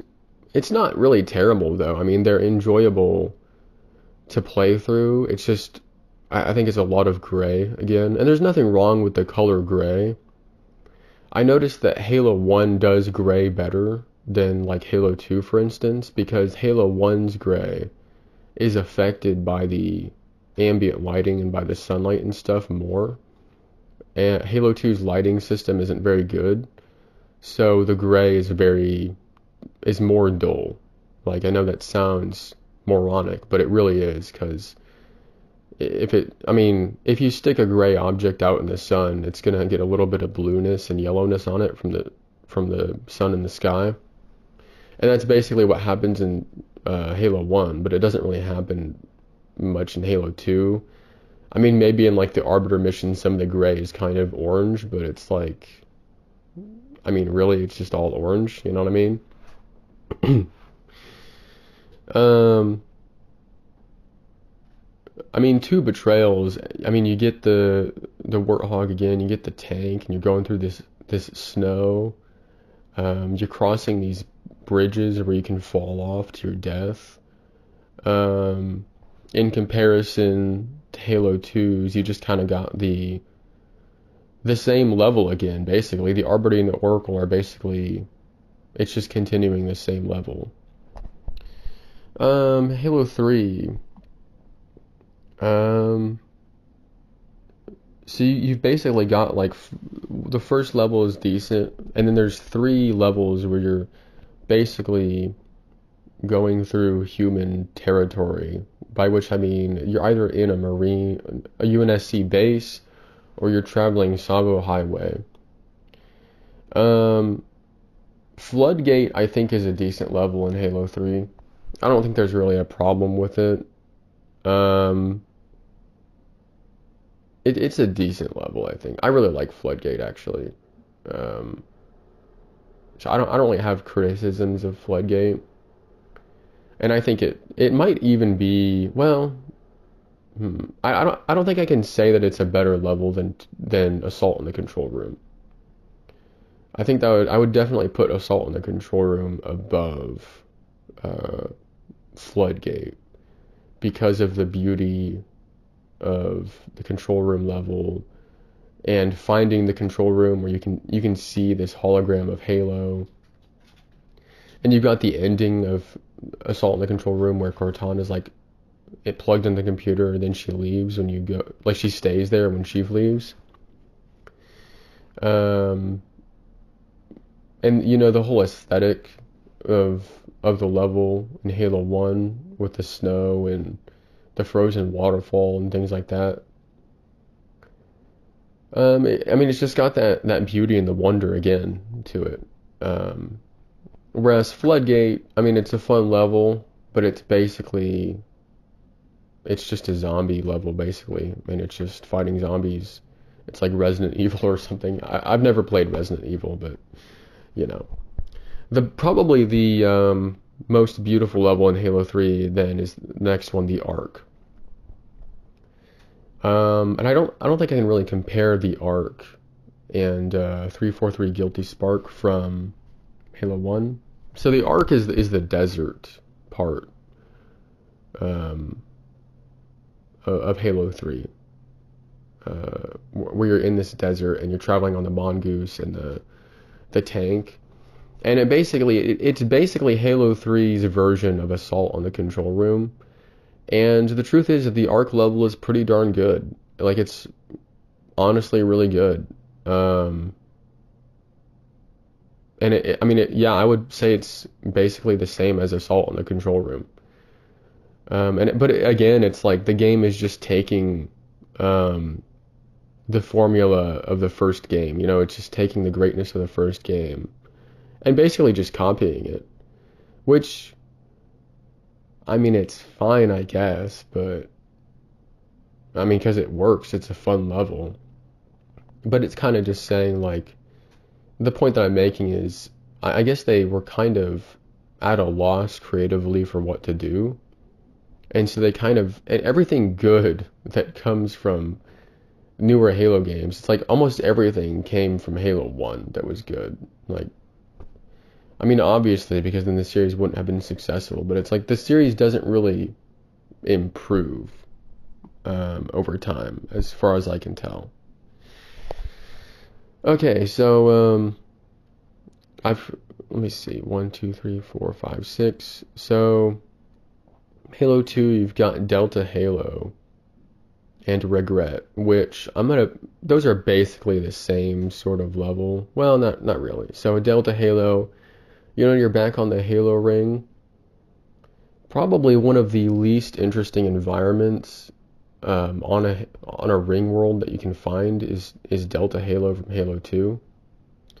For some reason, the Forerunner architecture of Halo 2 looks like something out of Star Wars, like an old Jedi temple, like a lot of that sandstony structures. I don't know why that's there, and then there's like the shiny metal stuff. It's kind of weird, I guess.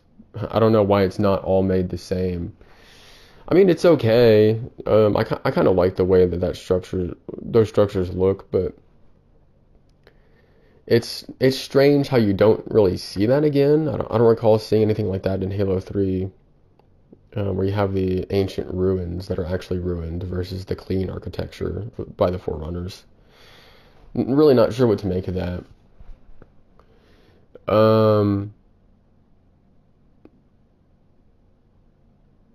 But the Delta Halo level first off, it starts off with the stupid like piece of the plot that I mentioned before, where for some reason the Prophet of Regret attacks Earth and then teleports away and takes humanity to the ring, when the Covenant could have just been at the ring in the first place and then captured a few human prisoners and made them activate the ring. It just makes me, it's just not, it doesn't make sense. It's a plot hole.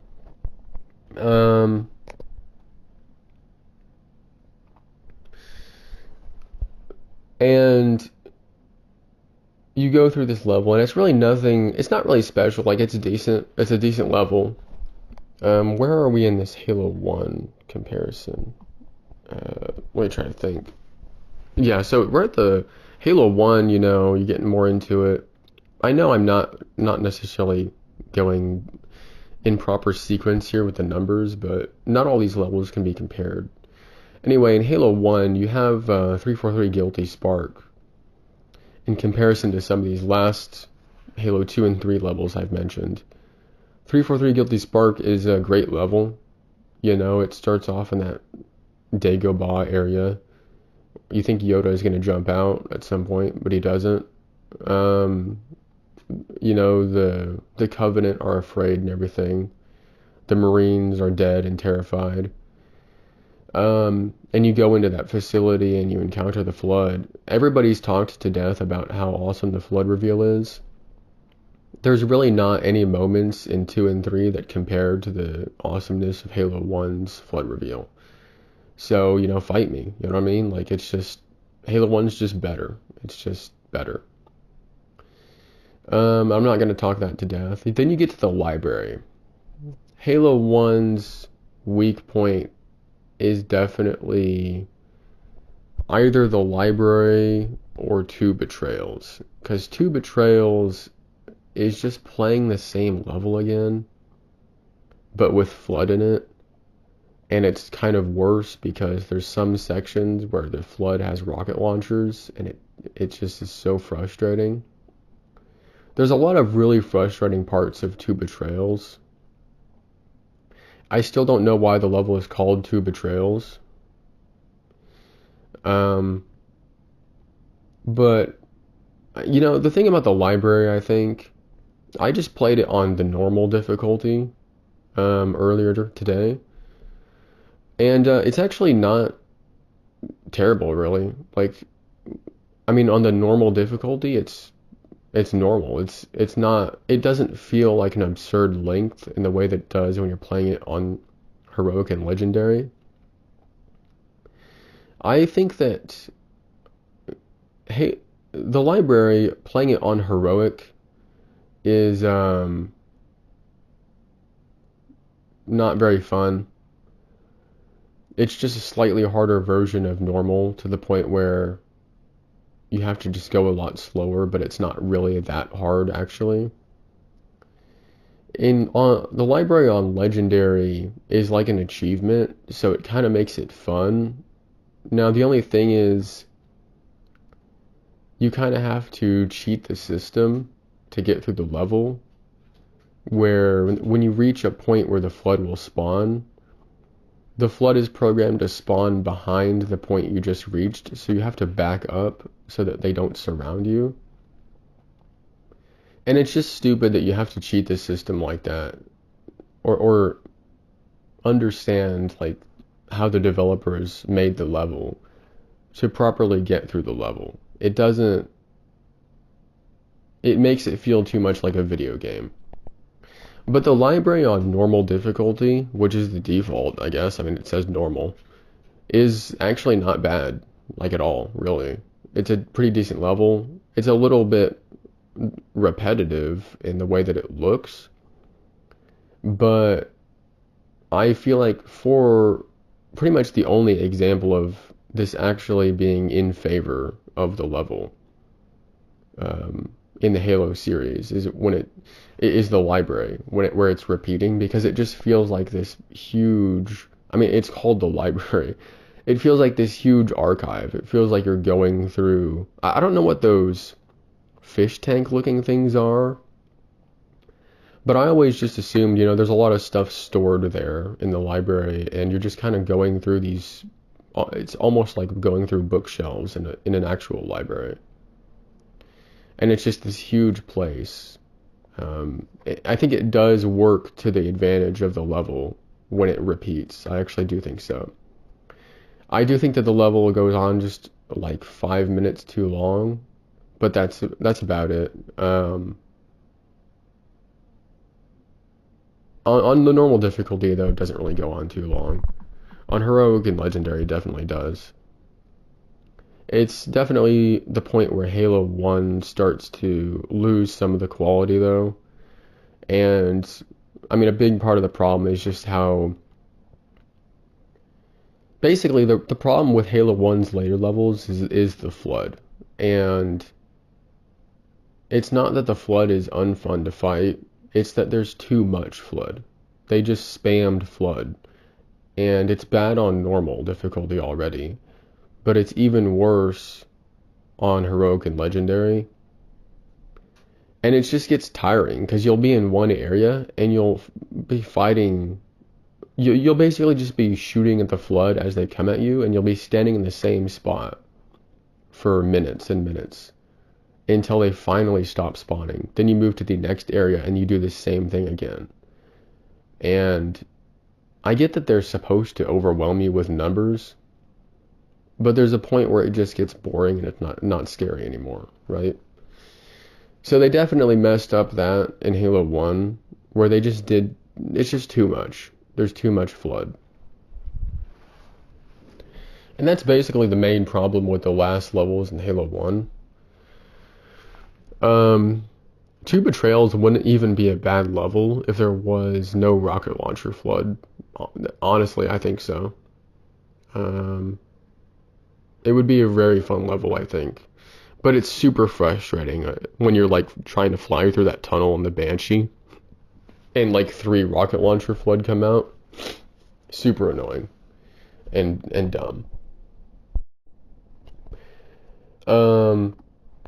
Let's look at the Halo 2 and 3 lists again. High Charity is a pretty good level. I'm not looking at the list, but Halo 2, let's see. Sacred Icon and Quarantine Zone. Quarantine Zone is pretty good. Sacred Icon. I'm pretty sure that's basically the same. Sacred Icon and Quarantine Zone are basically, again, it's like the same level but stretched out. It just, there's a loading screen between it. So it's called 2 different things, but they're basically the same level. You're just going through and looking for this icon, you're fighting Flood and all that.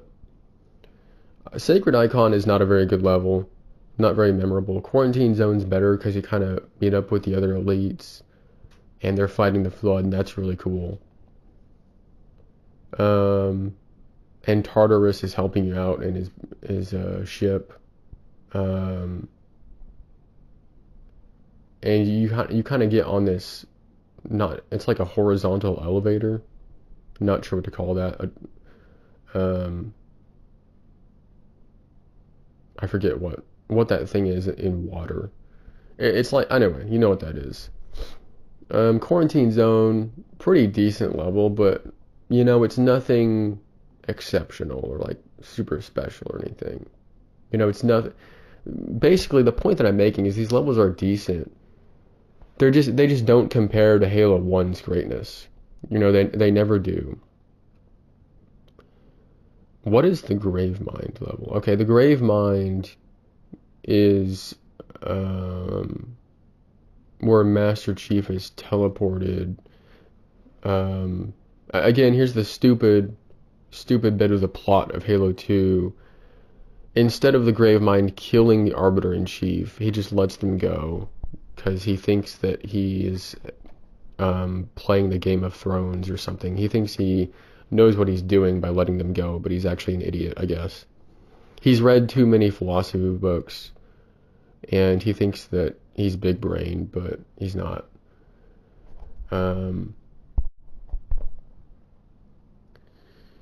Gravemind is a pretty decent level. Well, actually, I don't remember exactly where the level the Grave Mind ends.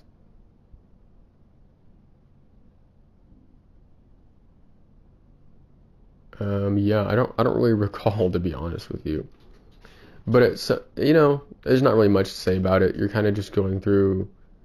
It is in High Charity, but the level's not called High Charity yet. You get to Uprising. Uprising is a decent level, I think.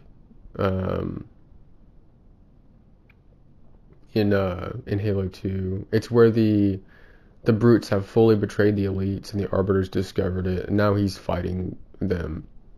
I think Uprising is one of the better levels in Halo 2. Um, let's look at Halo 3. Um, oh my gosh. So you get to after Floodgate and the Ark. The Ark's a decent level. The Covenant. There's no way that's a level in Halo 3. Let me see.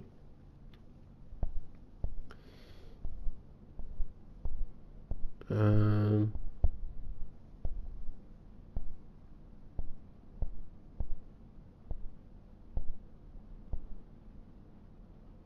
oh, the Covenant. Okay. I thought the AI was giving me a false name again. I don't like this level very much. I don't really know particularly why. It just,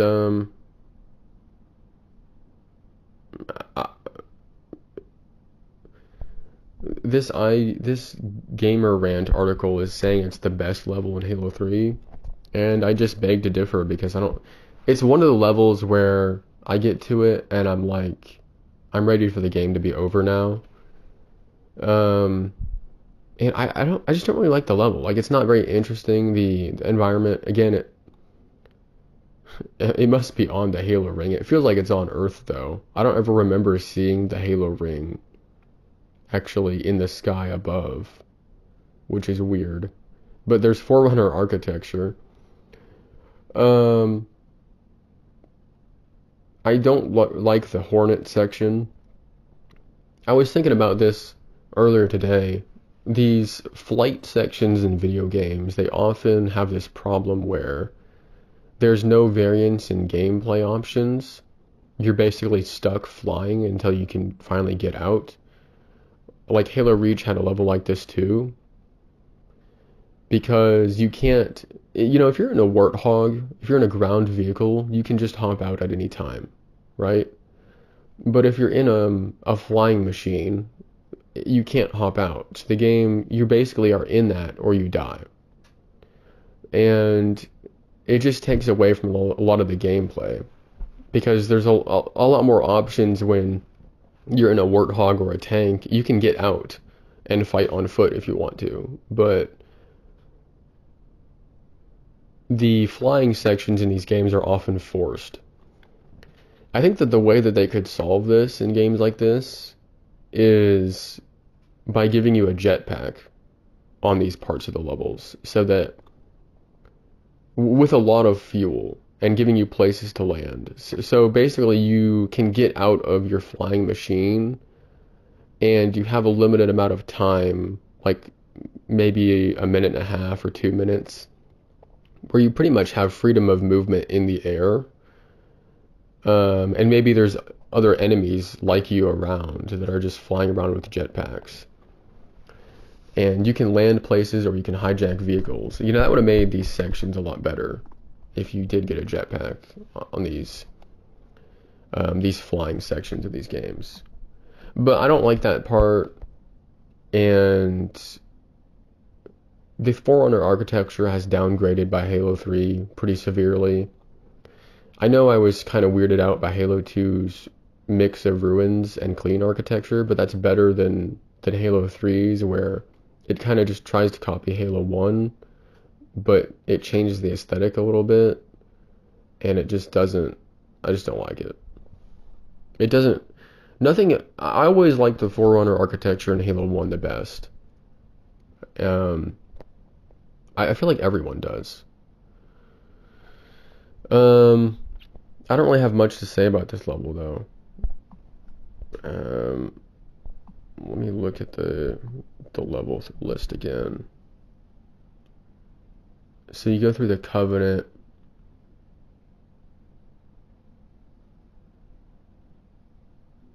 Hold on, this is out of order. So it says Cortana after the Covenant, but Cortana. Wait.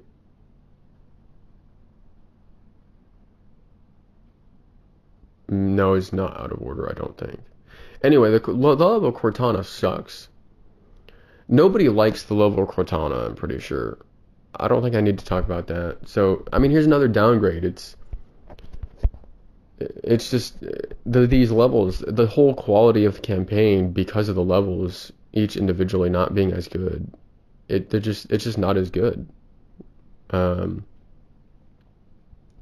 High Charity in Halo 2 is a pretty decent level. I don't really have any criticism of it. I think it's a pretty great level. It's pretty Halo 1 tier. Pretty Halo 1 tier level. Um,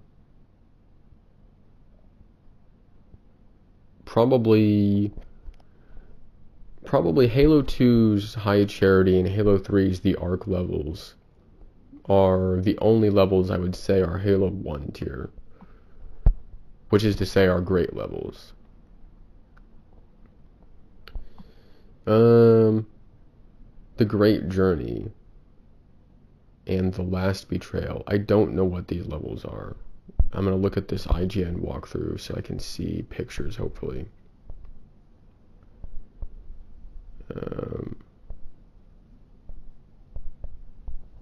It's not showing me anything.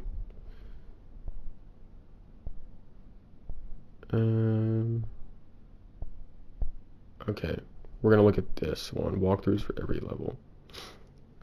Okay, The Last Betrayal isn't a friggin' level, which I'm like, I didn't think it was, but the AI on Google is telling me these things. I'm wondering if it's forgetting any levels. I don't think it mentioned the level of regret, did it? I think it did. The level of regret is a pretty decent level, I think. It's not really anything special though. Again, it's just, I don't know, it's just not that. It's good, it's decent, it's not great. It's not great like the Halo 1 levels are great. After High Charity, The Great Journey. I don't really like the Great Journey level in Halo 2 very much. I don't even think it's a suitable final mission. It's always been a bit weird to me that you're playing as the Arbiter for the last level. And I don't know why it's called The Great Journey. Like, there's no such thing as a great journey. And it doesn't even happen. The ring doesn't fire, nothing like that. I don't know. I don't like the level very much. You're flying through a Banshee for too much of it. Whatever. Halo 3. The last level of Halo 3 is Halo, which basically takes everything good out of Halo 1. Again, like, the greatness of these levels comes from Halo 1. Halo 3's last level is good. I'm not sure I can say it's great. It is a repeat of what happened before. They even take some of the architecture of Halo 1 and put it in Halo 3. Like when you're finding the control room.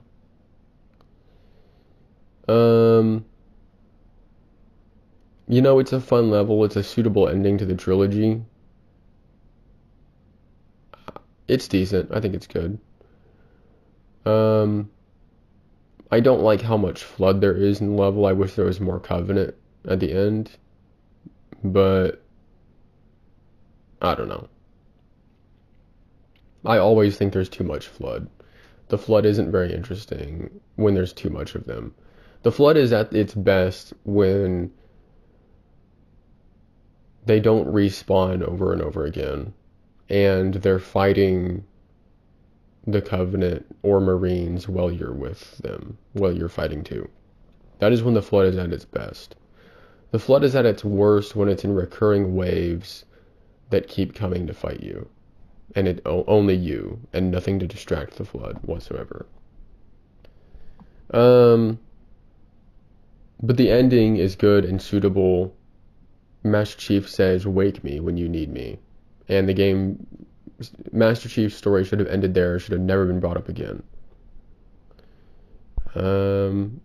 Let's look at Halo 1.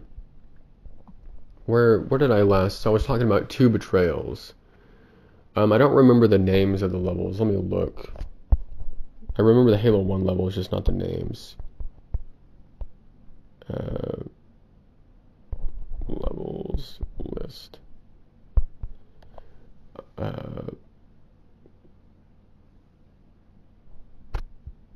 don't want to see a campaign evolved walkthrough.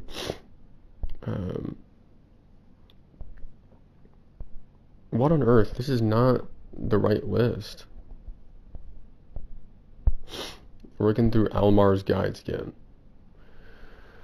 Okay, the next level is called Keys. No wonder I couldn't remember that name, because that's probably the most lame name in the Halo 1 campaign levels. Keys is a good level. I don't think it's too long. It's fun. There's Flood, there's Covenant. Everything's a mess. I like the landscape underneath the ship. Going inside of the ship, not as interesting. We've already been in there, but it is a wreck. The Flood, fighting the Flood can get very annoying in some of these hallways. Extremely frustrating level on Legendary sometimes.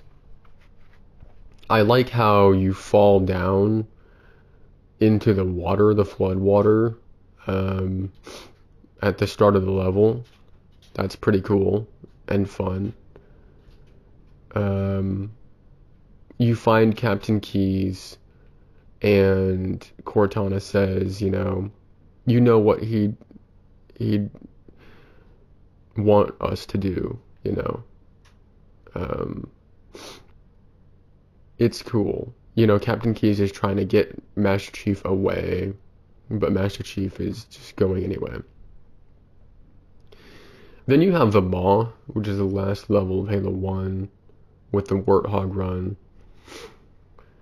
I think that the Maw is probably the worst level in Halo 1, but it's a great level. The thing is, it's still a great level because you're back in the Pillar of Autumn, which is where you started the game, and you're seeing new areas.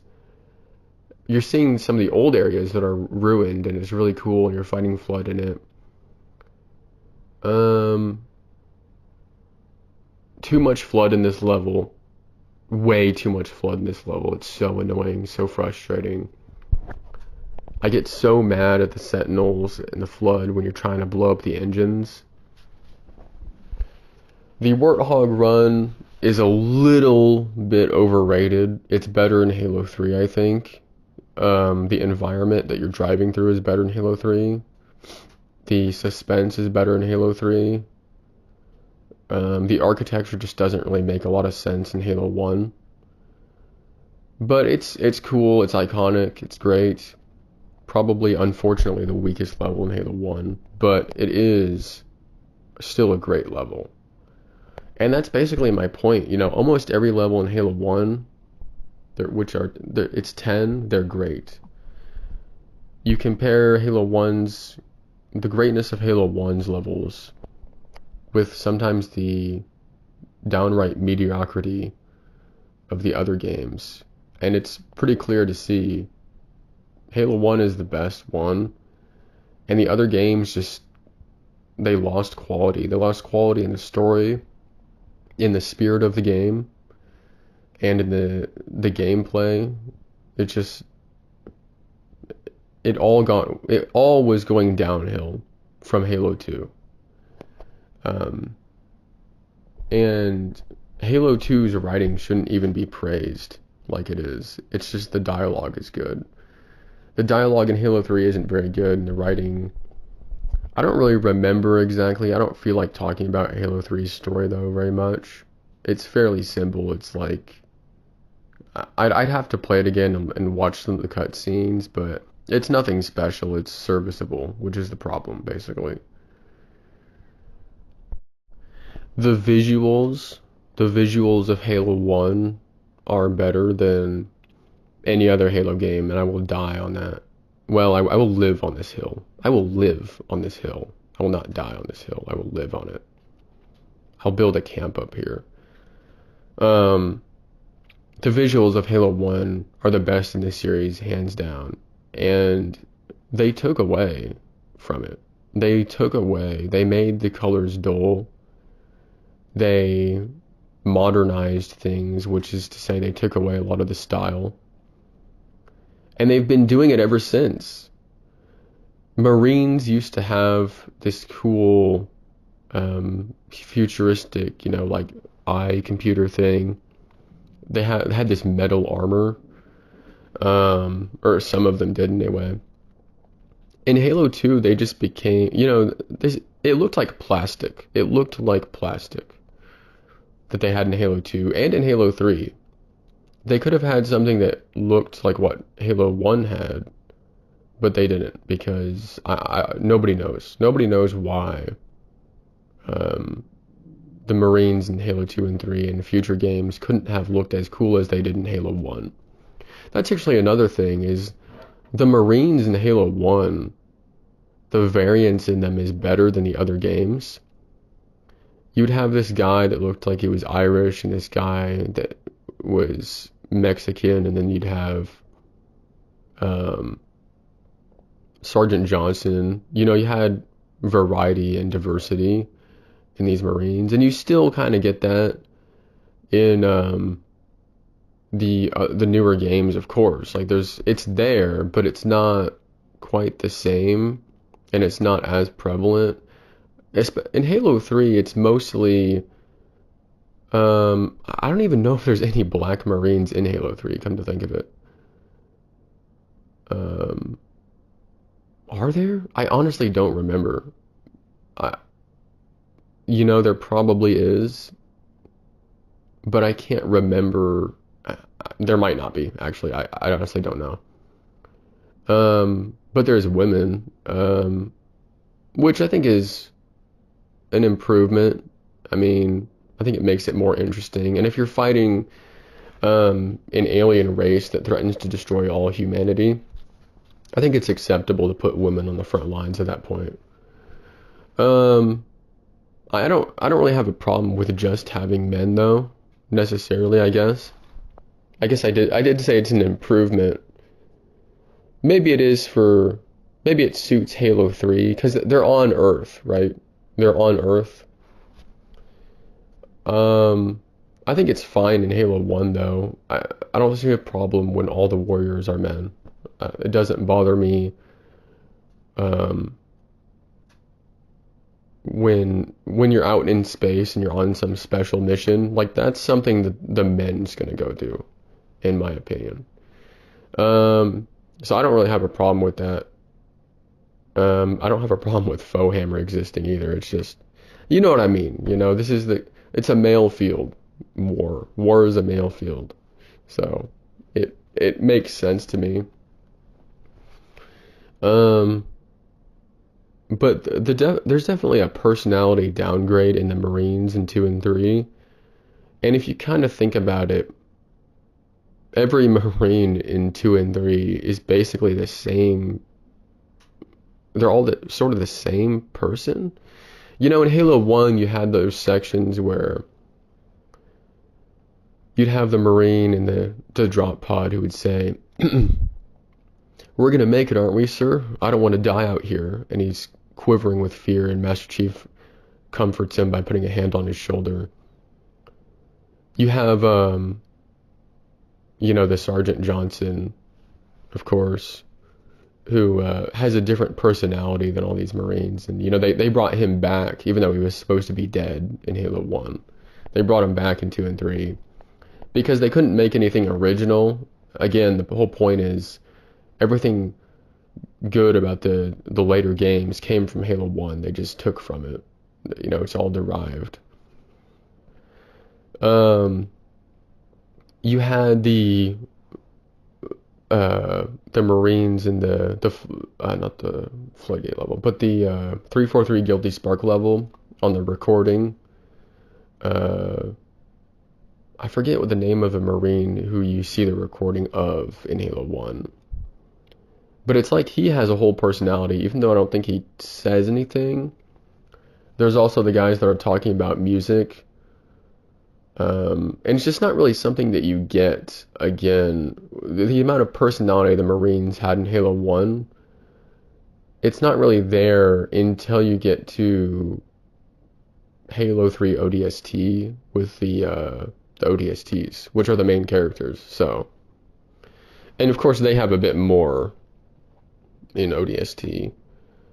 But Halo 3 is probably the worst offender. I don't really remember anything special that they do in 2, though. The Marines are definitely the best in Halo 1. The Elites are best in Halo 1. The Grunts are best in Halo 1. The Hunters, best in Halo 1. The Brutes, best not in the game. No, I'm just kidding. The Brutes should have been something between what 2 and 3 had. Neither game did the Brutes properly, though, which is that's the issue. Because Halo 2, they're too tough, and they just have a little bit too much health, and you basically have to headshot them with carbines, which makes the gameplay really boring. In Halo 3, they basically replace elites, but they do that stupid thing where they get naked when you shoot them too much, which is so stupid looking. It makes me mad. But the elites should have I think they should have always continued to be an enemy in the Halo games. I would have preferred the Arbiter to simply not have existed if it meant that we could have gotten in Halo 2 and 3 for the elites to be enemies throughout. I mean, they were in Halo 2 well enough, but in Halo 3, I remember being really disappointed that they weren't enemies in Halo 3 because they are my favorite enemy in any video game. Is the elites of Halo 1 specifically. And the elites of Halo 2 are basically a slightly downgraded version of Halo 1 elites. They have a little bit less personality.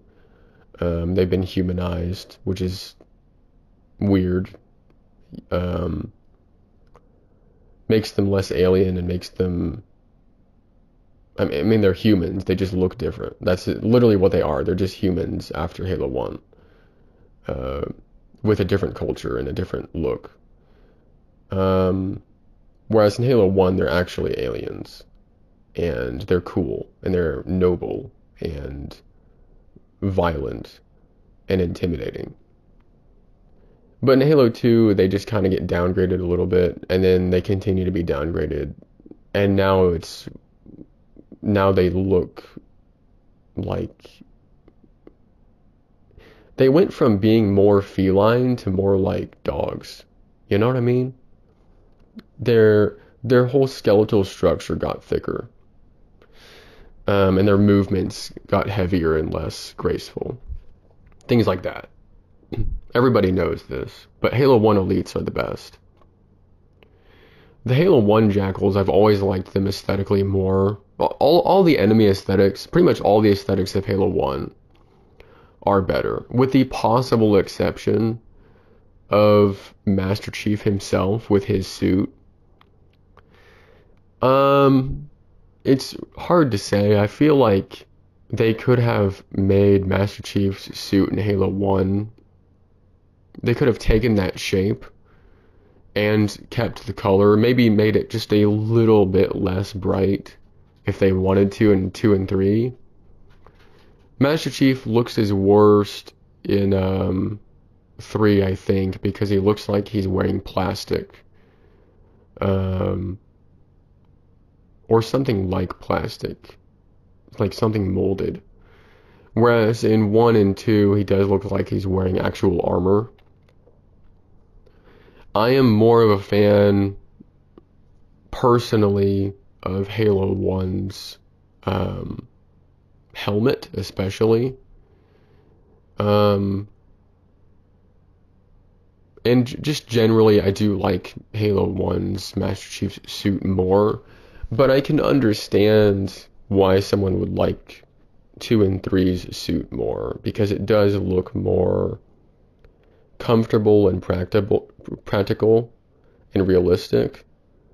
But I think they should have kept actually the Halo 1 style and just upgraded it visually. Halo 2's graphics got worse too because the lighting sucks. There's a project where they're trying to restore the lighting to what it could have been. Um, but everything is just flat and dull looking, and people basically unanimously agree that Halo 1 looks better than 2, which is crazy that they failed that. Halo 3 has its own art style that I actually really like. Um, oh, the weapons? I already kind of talked about the weapons, how they massively downgraded the weapon system when they added all the carbines and um, you know, the worst thing they ever did was ruin the assault rifle from Halo 1. Because what they could have done, I'm not sure what their reasoning was for basically removing the assault rifle in Halo 2 and then it being the worst weapon in Halo 3. But what they could have done is kept the high ammo count and it would have been a viable weapon. Um, but it sounds so wimpy in Halo 3. It's so disappointing the way it sounds. It's literally one of my favorite guns in any video game is the Halo 1 assault rifle. And I even on legendary I will use the weapon because I just enjoy it. Even though it's less useful, I enjoy using the gun. It sounds cool, it looks cool, it's unique, it's simple design. It's like an AK-47 to me, you know? Um, and it's the gun he has on the box art. I mean, come on. But they removed it in Halo 2, obvious downgrade. Like, what on earth were they thinking with that? There's no way they couldn't have implemented that in some way. We didn't need the SMGs right away. We could have kept the assault rifle. I don't know. The SMGs, they should have been a treat, but not a replacement. I know that there was development problems with Halo 2. I'm criticizing it from an artistic perspective. Anyway, the assault rifle could have kept its place in the weapon roster by being the one gun that is. It could have had a low damage per second compared to every other weapon if it just could fire longer than any other weapon because it could have kept it high ammo count and you're just constantly firing it. Even in multiplayer that would have been useful. But it ends up being basically the worst weapon in campaign and multiplayer. And if you try to use it because you want to have fun and you want to enjoy the weapon, you're going to have coming at you and people are just going to be burst firing you until you're dead. And who likes the burst fire? It's just lame. It's stupid. I don't like it. I mean, not that I have a problem with burst fire weapons at all. Like I like playing with a FAMAS or something in a game. Which I'm pretty sure those things aren't even necessarily burst fire by default. It's just games make them burst fire for some reason. But I don't have a problem with a burst fire weapon necessarily, but when everybody is running around the level going it's just like, who wants to play that, dude? And Halo 1's multiplayer wasn't necessarily a lot better. I know I haven't really talked about multiplayer very much. Halo 1's probably got the worst multiplayer, in fairness. I mean, I never really played Halo 2's multiplayer much. I kind of wish I had the chance to, though, but I still think that Halo Reach's multiplayer was the best. That was the one I had the most fun with. Halo 1's multiplayer was pretty fun, but the pistols were so annoying. And I hate it when people play games like this and they automatically try to go for what either is or what they believe is the best strategy. That's really boring. Because it's not really interesting to just run around with a pistol in Halo 1 all the time. Like, why would you want to do that? It's not fun. Um,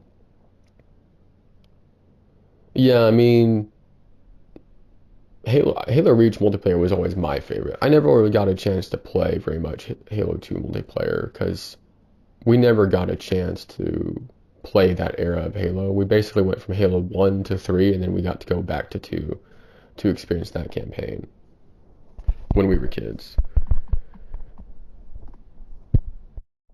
Anyway, I'm not sure how long all of these recordings will be when they're stitched together because each one is like 15 to 25 minutes. But I think I've pretty much talked as much as I can about this and made. There's probably like one other point I would like to make or something else I'd like to say to clarify something I think or whatever. And there's a few things that I've said that I kind of regret saying in the moment that I don't really agree with after listening back because I recorded this over like a week or something. But it's alright, I don't really care too much. And yeah, I mean that's it. I think that it's pretty obvious that Combat Evolved. Halo 1. I feel like it's more respectful to say Halo 1 because Bungie never wanted it to have Combat Evolved in the name. They wanted it to be called Halo and just Halo, but Microsoft thought it was too feminine and that it didn't appeal to the masculine urge to go and shoot things, I guess. Um, so that was lame of Microsoft. Halo 1 should have always just been called Halo, of course, and you kind of see that the only reason that Halo 1 was able to be so good is probably because Microsoft didn't have its fingers all over it because they didn't realize, even though they did a bit, you know, they didn't realize how successful it was going to be. When it was, everything started to get worse because everything became a product and it became merchandise and commercialized. Instead of Sergeant Johnson being a character that logically died at the end of Halo Combat Evolved, he comes back because, well, everybody likes Sergeant Johnson. That's what they're saying in the campaign Evolved. They're saying, oh, we added new levels with Sergeant Johnson because everybody loves Sergeant Johnson. They're just selling him like he's an action figure. So basically, these things became less about the story and the love and the passion these developers had and became about selling a product. And I mean, it was already like that in the first place. But there was enough freedom for the actual artists of Halo 1 to do what they wanted to do at the time. And that's basically why Halo 1 is the best Halo game.